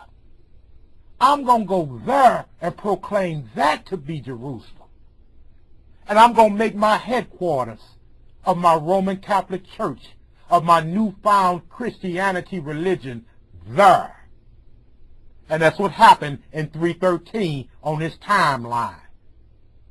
Next on this timeline, 326, Queen Helena, Constantine's mother, visits Jerusalem. Which Jerusalem? That one that's on the mountain. That one that Constantine was going to make his headquarters of his newfound Christian religion. That Amorite Jerusalem. This Roman whore went to that Jerusalem, and look what she did. She visits Jerusalem and determines locations of events supposedly associated with Christ's last days on earth. Leads to construction of religious sites, including the Church of the Holy Sepulchre. Stop! Now, how in the hell could this Roman whore, who had never visited Jerusalem before in her life, how could she go there and say, this is where Christ was crucified, and over here, this is where he dragged that cross through the streets. And back over there is where he was buried and was resurrected. And that's why, to this day, if you go to modern Jerusalem, you go to what's called the traditional sites, not the actual sites. Do y'all understand the difference between traditional and actual? Come back up in the room. I need to see y'all understand this. If you understand the difference between a so-called traditional site of where something happened and the actual site of where something happened, if you understand that difference, put a 9 up in her, please. Because the Gentile heathens don't want you to understand the difference between the two. Zayah, Toda Rabbah. Who is this Roman whore? The Romans are our enemies. They wanted their foothold in our holy land. But in their slickness, never wanting to reveal where our holy Jerusalem really is. They pulled a magician's trick. Then Constantine gonna trot his mama out up in her, and she gonna point out what a holy site's at, huh? And that so-called well and wall, they know that ain't got nothing to do with the temple that was built in the city of David on the top of that hill at the Jebusite stronghold of Zion. They know that's the remnant of Fort Antonia, a Roman fortress that was put up during the time that Constantine set up that Jerusalem as his Christian capital. Now let's continue on this timeline. Get me excited over here. Spitting everywhere. In 361 to 363, the pagan emperor Julian the Apostate allows the Jews to return to that Jerusalem. Now, we ain't laid eyes on Jerusalem in 200 years. But when they told us we can come back to Jerusalem, we didn't go down south. They told them, no, it's up here on the side of this mountain. In 614, the Persians took over that city, destroyed most of those Roman Catholic churches, and expelled the Jews. In 627, the Byzantine Emperor Hercules recaptures the city. In 638, the Muslim Arabs captured the city, readmitting the Jews. In 691, that's when that golden dome of the rock was completed. In 715, that's when the Al-Aqsa Mosque was completed. In 1009, synagogues and churches were destroyed in the Amorite Jerusalem. In 1071, Seljuk Turks devastated Jerusalem. In 1099, the first Crusaders captured Jerusalem and massacred most of the city's Jews and Muslims. In 1187, the Kurdish general Saleh captures the city and permits Jews and Muslims to settle in Jerusalem. In 1192, England's Richard the Lion-Hearted fails to recapture the city. He makes a treaty with Saladin, permitting professing Christians to worship at their holy sites. What holy sites? The holy sites picked out by that Roman whore, Queen Helena. In 1229, a treaty returning the city back to the Crusaders was signed. In 1244, Khwarezmian Turks captured Jerusalem, ending Crusader rule. Mamluk sultans defeat the Ayyubids and rule the city, which is back in Muslim hands. In 1348, the Black Death Plague hits Jerusalem. In 1492, Jews arrive following Spanish exile. Now this is during a time that those European converts to Judaism first started migrating towards the Holy Land. Now, of course, they wouldn't know what a Jebusite Jerusalem was because they'd never been there. They went straight to the Ammonite Jerusalem on the side of that mountain set up by Constantine and his mammy. It was in 1492. In 1517, in a peaceful takeover, Jerusalem and Palestine became part of the Ottoman Empire. In 1838, the first British consulate opened in Jerusalem. In 1840, the Ottomans retook the city. In 1844, they had a census. It was 7,120 Jews, 5,760 Muslims, 3,390 Christians in that Jerusalem on the side of that mountain. In 1849, the first Protestant church was built in that Jerusalem up north. In 1860, the first Jewish settlement was built outside the city walls. In 1892, railroad connects the city to the coast. In 1917, the Britons seized that Jerusalem. In 1918, the Hebrew University of Jerusalem was founded. In 1920, Britain charged with a mandate for Palestine.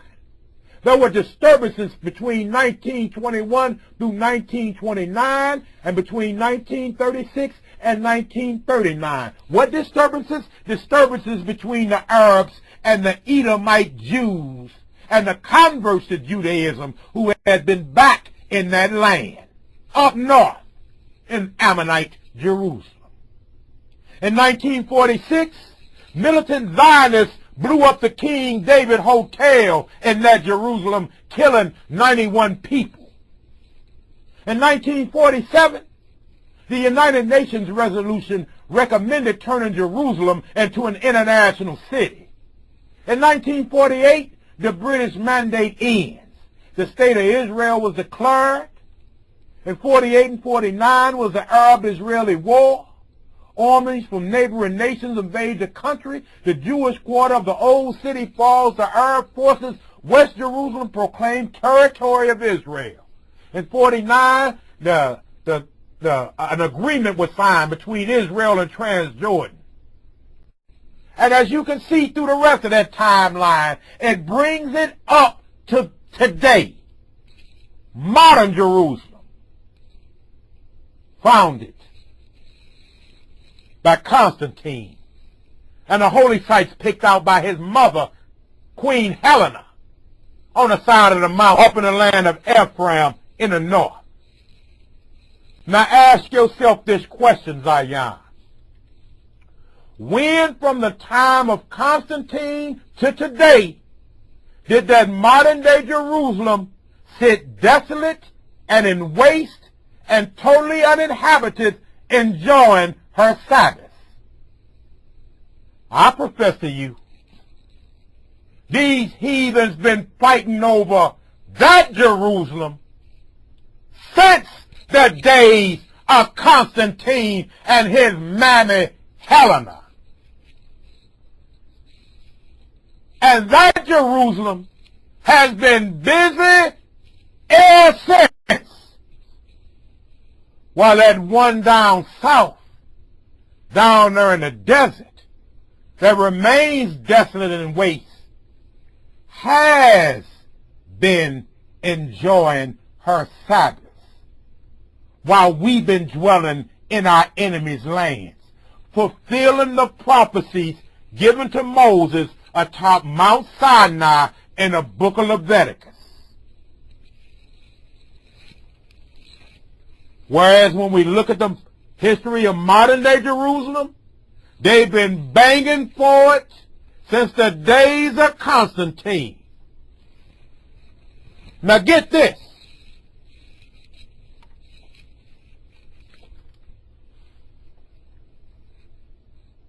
It was the Roman Catholic Church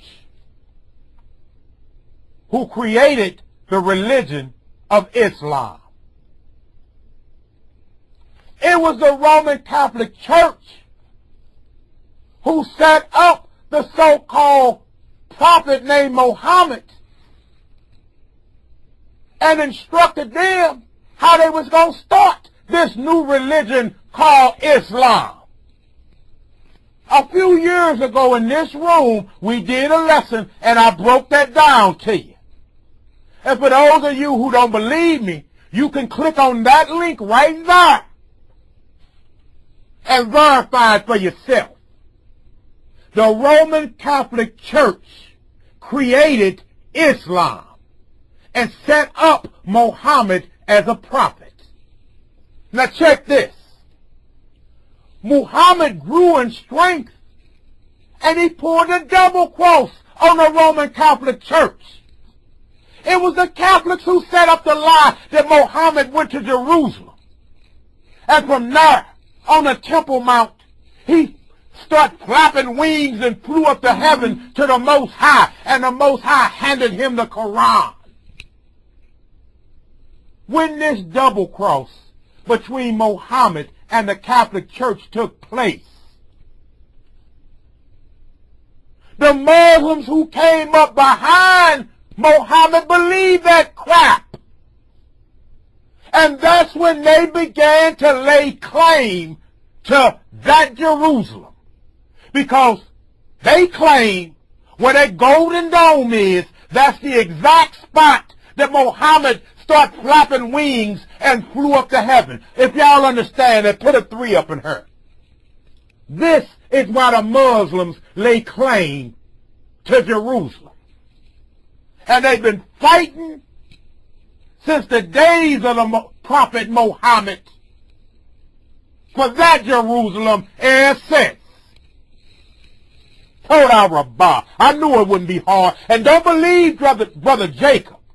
Look at that link that I gave to you. It's the confessions of a former ranking Roman Catholic Jesuit priest who will break it down that Islam was created by the Roman Catholic Church.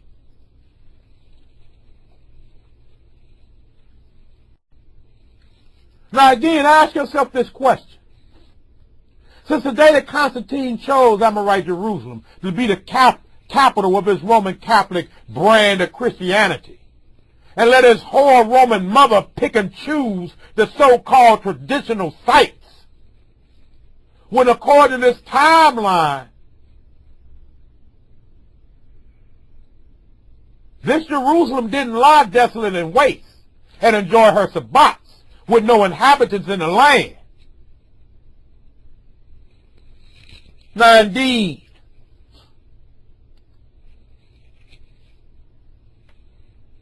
those Muslims want Jerusalem right now. The Roman Catholics created a monster when they created this Islam religion.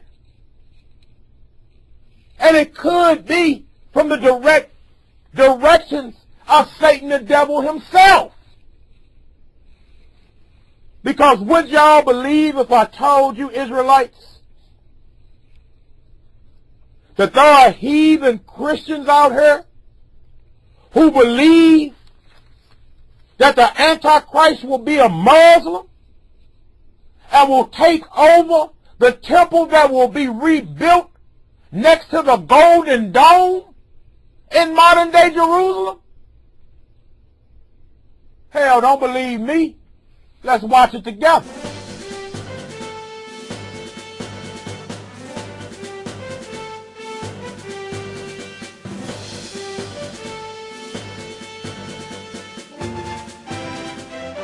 This is Armageddon News. In this broadcast, we discuss the rebuilding of the Jewish Third Temple.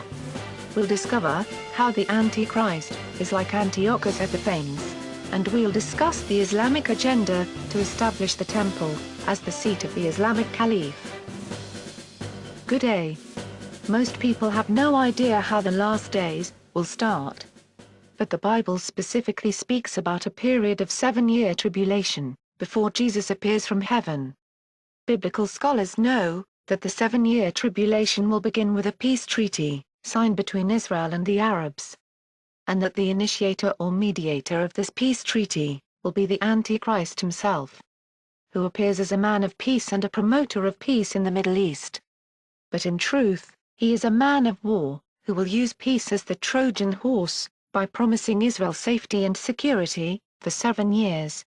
Most people miss the fact that the Bible says, this covenant will be with many, not just Israel.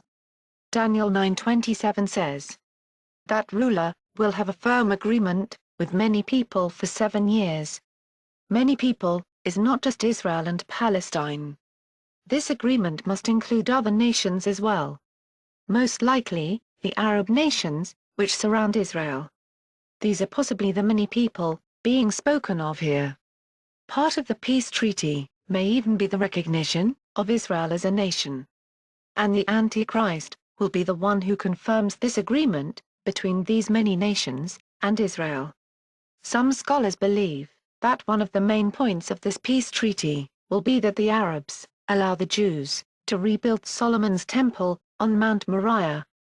The only problem preventing the Third Temple's construction is the fact that it is currently being occupied by the Islamic Dome of the Rock, built over what Jews believe to be the stone altar of Abraham.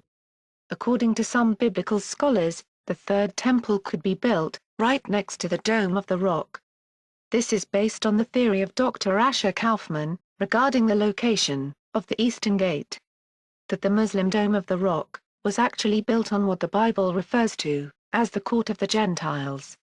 This belief is based on Revelation 11:1, which states that the rebuilding of the Third Temple is not to include the section of the Temple Mount known as the Court of the Gentiles.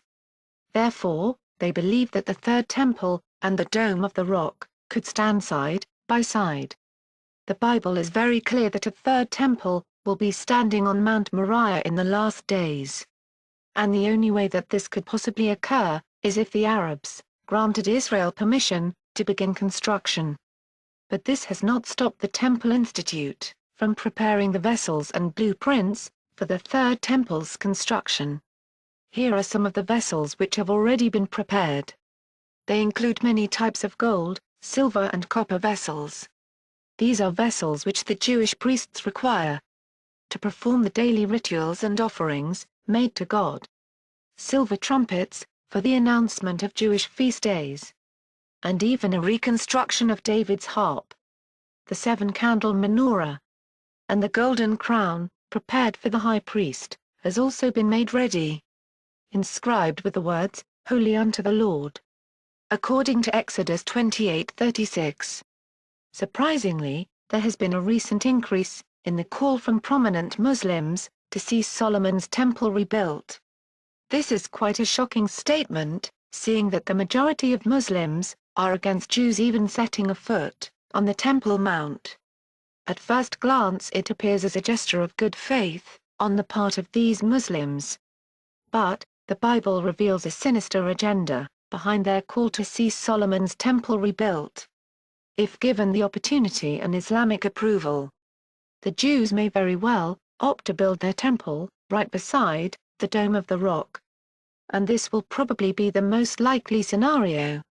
That we will see the Dome and the Third Temple stand side by side on the Temple Mount. But at the cost of initiating the 7-year tribulation.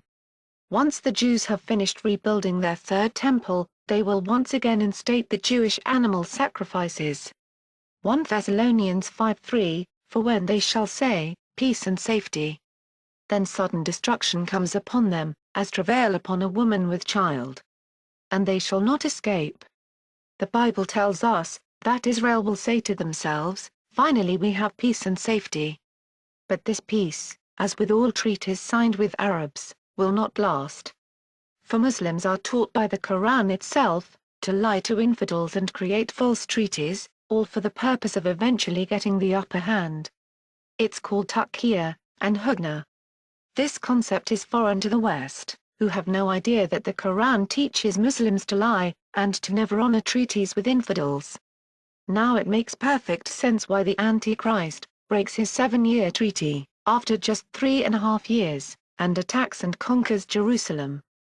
Because he is Islamic. But let's give more proof to our assertion that the Antichrist is Muslim. The King James Bible says the Antichrist covers the Third Temple with abominations. Daniel 9:27. And for the overspreading of abominations, he shall make it desolate. Abominations in the Bible were always connected to religion. Abominations to God are idols, symbols of another god. Remember Antiochus Epiphanes. Many biblical scholars see him as a forerunner of the little horn Antichrist, mentioned in the book of Daniel. After Antiochus conquered Egypt, he then surprise attacked and conquered Jerusalem, declaring himself to be God made manifest. He also put a statue of his god Zeus in the temple, and rededicated the temple to Zeus, outlawing Jewish religious rites and traditions, and ordering that Zeus be worshipped as the supreme god. But back to my point about abominations. Most people have been taught that the Antichrist's army will come from Europe or America. But what religious symbols, or abomination, could an EU, or American army, desolate the Jewish temple with? They don't have any, because their armies are not religious. Look again at the next verse and recognize there is a religion to this invading army. Because they take away the Jewish sacrifice, because of what? Transgression. And a host was given him against the daily sacrifice by reason of transgression. And it cast down the truth to the ground. And it practiced, and prospered. Daniel 8:12. The Bible makes it plain that the Jewish sacrifice is a transgression or offense to this invading army. But transgression against who? Against their God, Allah. Muslims limit Jewish access to the Temple Mount, in case a Jew prays there. And many Jews have tried to sacrifice there, which has caused terrible backlash by the Muslims. Look at why this army has assembled. The Bible says they attack Jerusalem, because they are against the daily sacrifice. And an host was given him against the daily sacrifice. Why would the EU or America care about the daily sacrifice? They don't. So who is against the Jews sacrificing on the Temple Mount? The Muslims. The Muslims assemble their armies against the daily sacrifice, because the Muslims claim that the Temple Mount is holy to them. And a Jewish sacrifice, they see as defiling it. So they will take away the Jewish sacrifice, because they see it as a transgression against Allah. And just like Antiochus, rededicated the Jewish temple to Zeus. So too will the Islamic Antichrist rededicate the third temple to his god Allah, by making it a mosque. And he will place on its pinnacle the well-known symbol of Allah, by which all mosques are identified. This is the religious abomination of which Daniel spoke. The awful horror, or abomination which causes desolation, will be placed on the highest point of the temple, and will remain there until the one who put it there meets the end which God has prepared for him. The Bible tells those in Judea exactly what to do when this Islamic army attacks Jerusalem and enters the third temple. Mark 13:14. But when you see the abomination of desolation standing where it should not be, let the reader understand. Then those in Judea must flee to the mountains. The one on the roof must not come down or go inside to take anything out of his house. The one in the field must not turn back to get his cloak. Woe to those who are pregnant, and to those who are nursing their babies in those days. Pray that it may not be in winter. For in those days, there will be suffering. Unlike anything that has happened, from the beginning of the creation, that God created until now, or ever will happen. And if the Lord had not cut short those days, no one would be saved. But because of the elect, whom he chose, he has cut them short. The book of Daniel tells us that God will only allow the Islamic Antichrist to rule 1,290 days. From the time he sets up the abomination. When Antiochus conquered Jerusalem, he declared himself Zeus made manifest. Some believe that the Antichrist is an atheist who does not have a god. But the book of Daniel is clear that indeed the Antichrist does honor a god, the god of forces. But in his estate shall he honor the god of forces, and a god whom his fathers knew not shall he honor with gold, and silver, and with precious stones, and pleasant things. Other translations render it the god of fortresses. The Antichrist honors the god of fortresses, and war. A god who defends fortresses, and armies. But who is this god? He is Allah, the god of jihad and the god of war. The god of the armies of Islam. Allah is the one who told Muhammad to go out spreading Islam by war and force. Indeed, the only god of war today is Allah, the god of jihad. And just like Antiochus declared himself to be Zeus's manifestation, so too will the Islamic Antichrist declare that he is Allah's manifestation, or mouthpiece. 2 Thessalonians 2:4. He will oppose every so-called god or object of worship, and will put himself above them all. He will even go in and sit down in God's temple and claim to be God. Muslims believe in one they call the Imam Mahdi, the Islamic Messiah, who will rule the world from the Temple Mount. When the Islamic Antichrist takes his seat in God's temple and proclaims he is God, this will be a sign to Muslims that this man is the Mahdi, whom they have been waiting for. And his coming will be attended by signs and wonders, to deceive the Muslims into believing he is the Islamic Messiah. At that point, Jesus warned that false prophets would appear, trying to deceive God's people. Then, if anyone says to you, "Look, here is the Messiah," or, "Look, there he is," do not believe it. For false messiahs and false prophets will appear. They will perform miracles and wonders, in order to deceive even God's chosen people, if possible. In Daniel 7:25, the Bible says the Antichrist will try to change the times and the law. The times literally refers to the Islamic calendar and its religious festivals, which he will force all to obey. And the law refers to Sharia law, which he will impose on all those in his kingdom. Sharia law is the same law which undermines women in Islam. And this explains perfectly why the Antichrist does not care about the desires of women. Neither shall he regard the desires of women. Because under Islamic law, women are treated worse than animals, and even beaten publicly by men. They are forced to wear the hijab. And many women have even been put to death after becoming victims of rape, or beheaded when they've been accused of adultery by men. Women truly have no rights under Sharia law. Now you can see why the Bible stresses the point that the Antichrist doesn't care about the desires of woman. The Antichrist will demand, just like Antiochus did, that all Christians and Jews worship his God, Allah, and will make it unlawful to practice any other faith, other than Islam. And Christians will be forbidden from attending churches on Sunday. And the false prophet will force all to bow down and show allegiance to the Caliph and his revived Islamic empire. And he will force all to take its mark, on their foreheads, or right hands, to show that they have submitted to his Islamic empire. And no one will be able to buy, or sell, without this mark of allegiance. The Bible is very clear, that people will only receive the mark, once they have bowed down, in worship before the beast, or his image. The Bible warns us, saying, whoever worships the beast and its image, and receives a mark on his forehead, or his hand, will drink the wine of God's wrath, which has been poured unmixed, into the cup of his anger.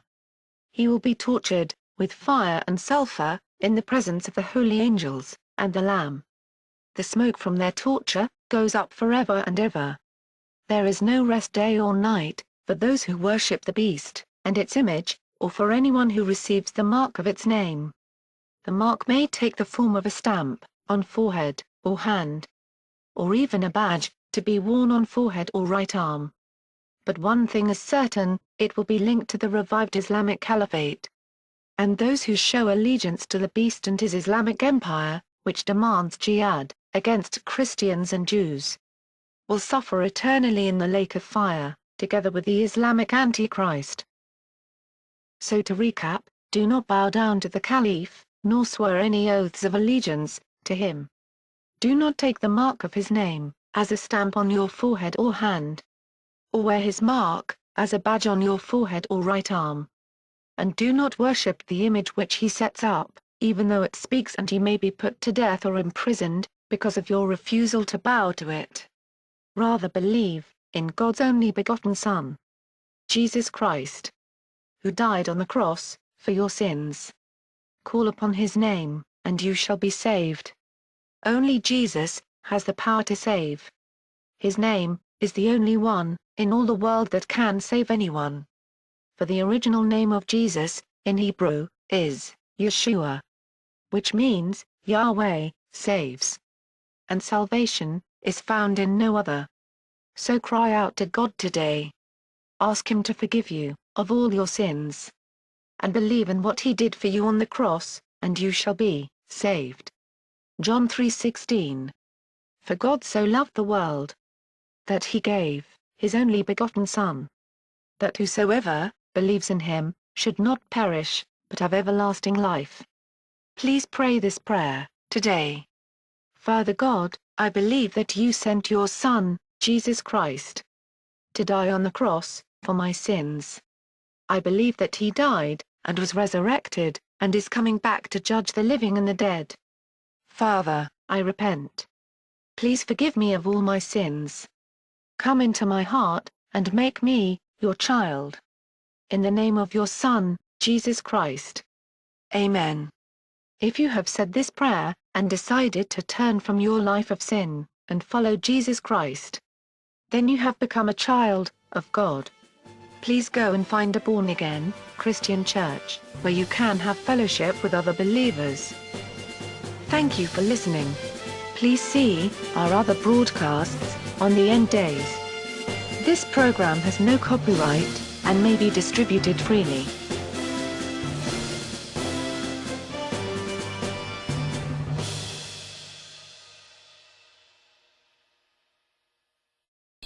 As y'all can see, them heathens are scared to death. Could this scenario play out? I don't know. The time is close at hand, and some of us will witness these things with our own eyes. Now let's go back to the heathen from Texas who made a trip to Israel, and look at just a couple of this cracker's observations. Y'all go back to that link, the house of Yahweh, We last left off when we was looking at that map that had Elia on it. I want y'all to scroll down and look at this map that's right below that map of Elia. That's a geographic reference. That's a geographical map of Israel. On that map that you're looking at, the evergreen and the woodland part is in that darker shade on that part of the map. The dry forest, that's on that lighter shade up under the darker shade. And the desert is the one that's up under that lighter skin, that lighter one, complected one. It reads up under that map, geographic references state that Zion should be called a wilderness and a desert, according to Isaiah 51:3. We read that. For Yah shall comfort Zion, he will comfort all her waste places, and we will make her wilderness like Eden, and her desert like the garden of Yah. Joy and gladness shall be found therein, thanksgiving and the voice of melody. And Isaiah 64:10 says, thy holy cities are a wilderness. Zion is a wilderness, Jerusalem a desolation. Above is shown a map of the land of Israel, dividing according to its desert, forest, and evergreen areas. From these it can be seen what is modernly the desert of Israel. However, modern Jerusalem is located in the area of a forest. Look up at that map. You see where that dot is on Jerusalem? It's located in the section of the forested area. But where is Tel Arad? It's down south. It's in the desert of Negev.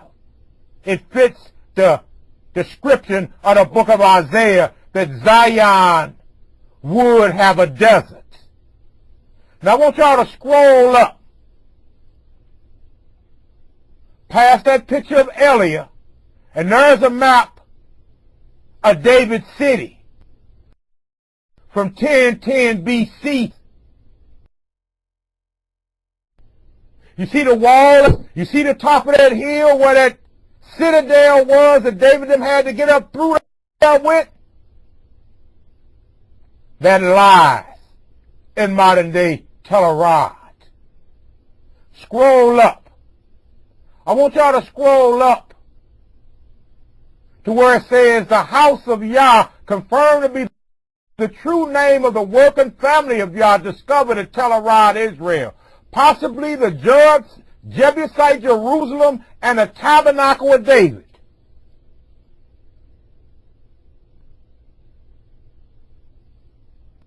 In June of 2000, the editor was blessed to take a trip to Israel with his family. Scroll down.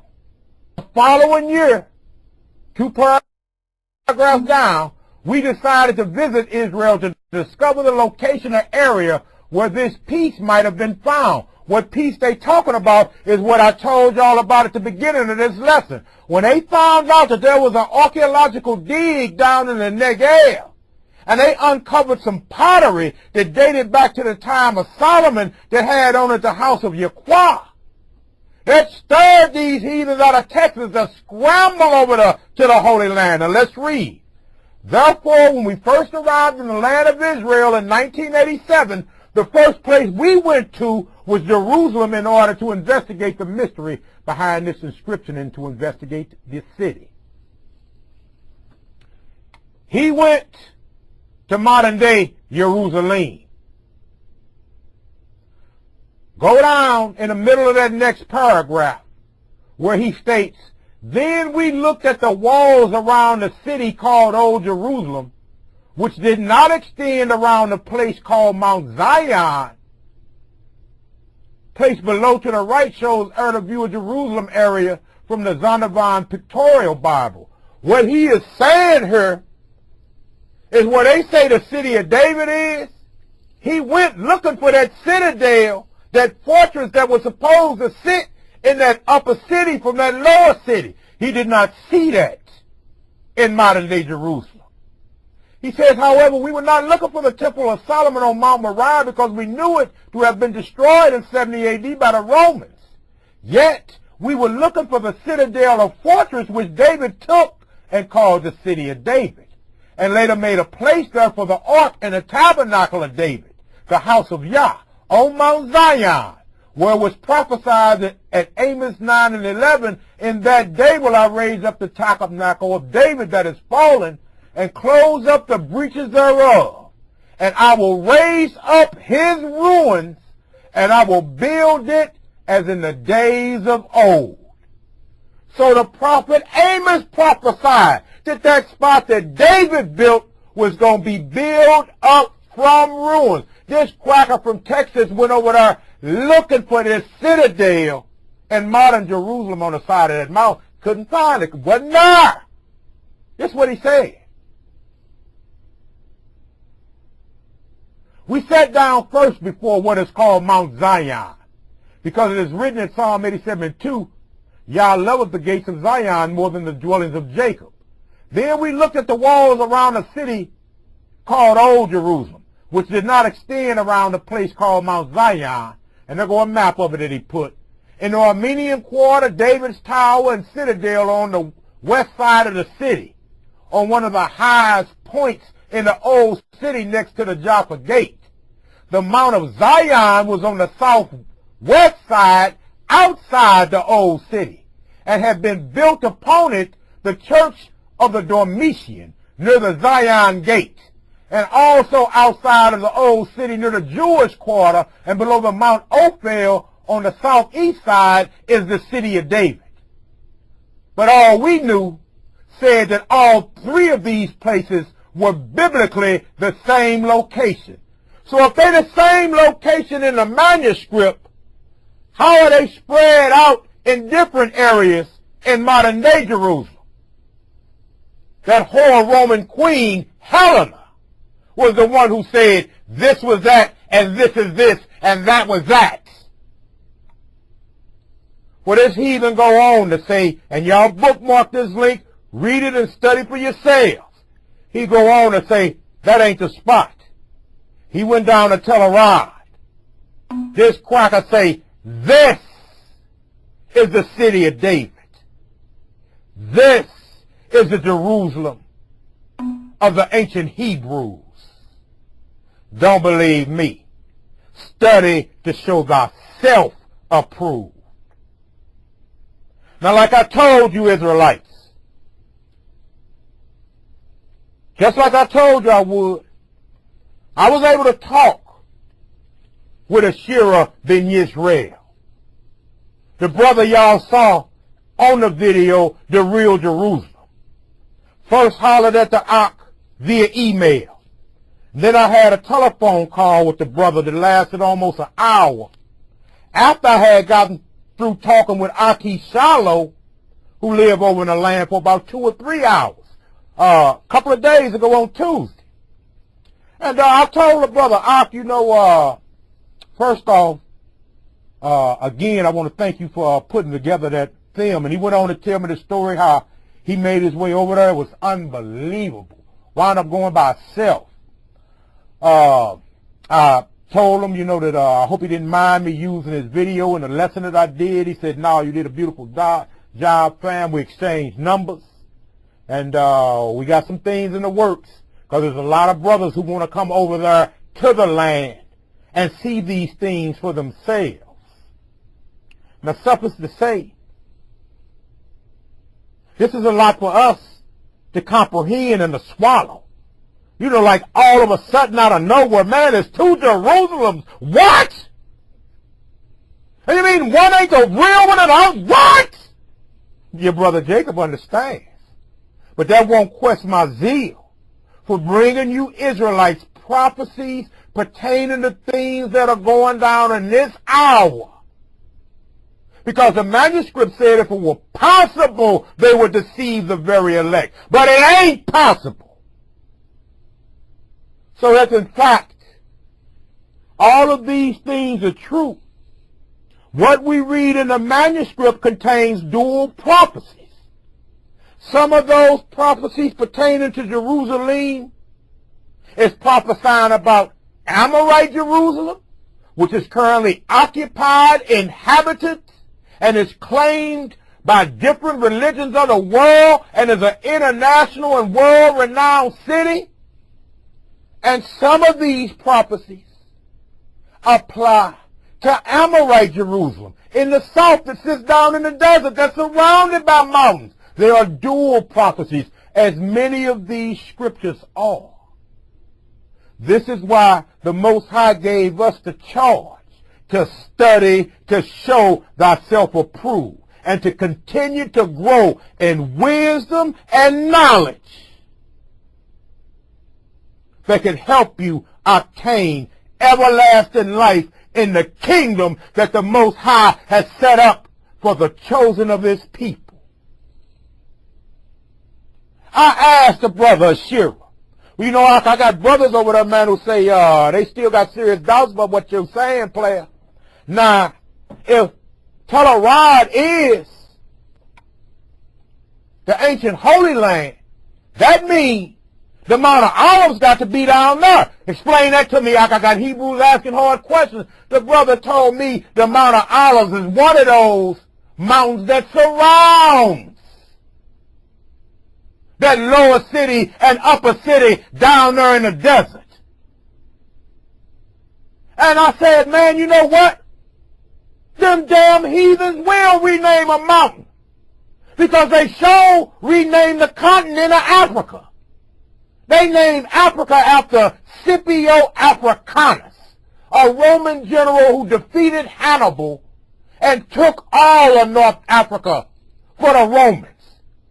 They gave him the honor of naming that entire continent after him.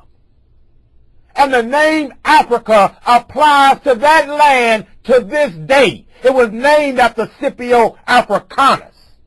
And if them crackers will name a continent, they show in their slickness will rename mountains. If y'all agree with that, put a 7 up in her, if them crackers is capable of such things.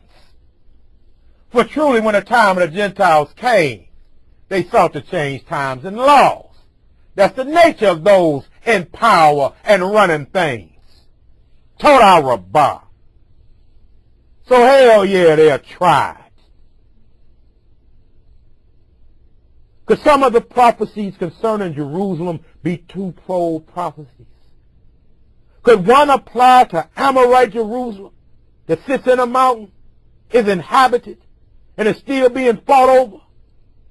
And others apply to the one that lies in waste, enjoying her Sabbath, and waiting for the remnant of Israel to come to her and to rebuild the foundations of many generations? It very well could be. So as the last day prophecies begin to unfold before our eyes, one thing is for certain.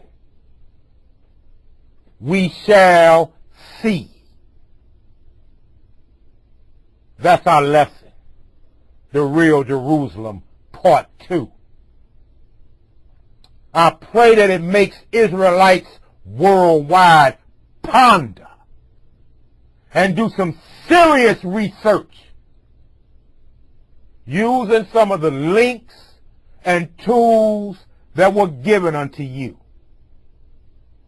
And I profess to you, all you got to do is keep breathing, and you're going to see some things that you thought you'd never seen.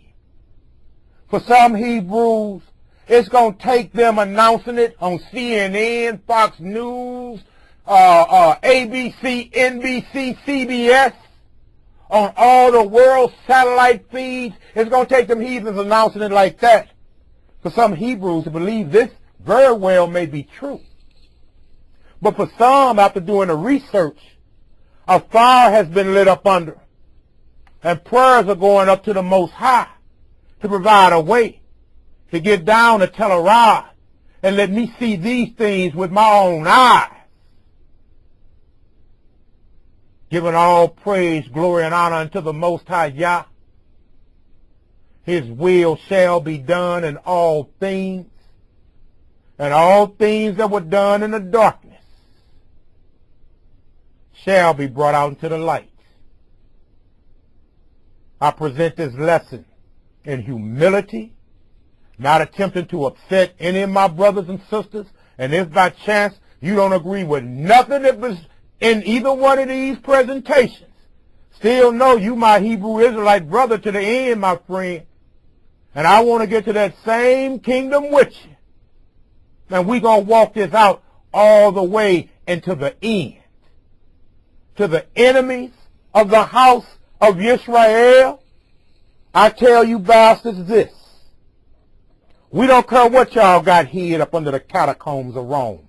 We don't care how many stomping, goat riding, secret handshakes and signs y'all give not to reveal certain things to the children of Israel. All of it's going to come out.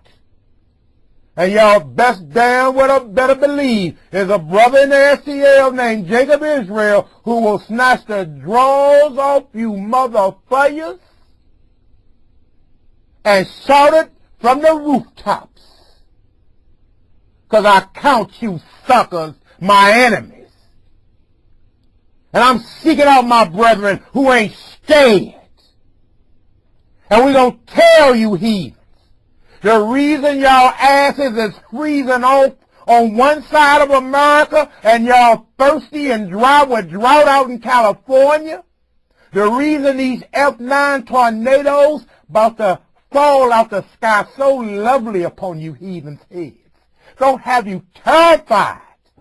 The reason you about to see volcanoes and mountains erupting all over the planet is because the earth is having birth pains for the remnants of the 12 tribes of Israel to return back into their ancestral home. And you will hear the voices of Hebrews like me saying, let my people go. And we will go back home upon the shoulders of kings. And queens will be our nursing mothers. And we gonna have you heathens gold.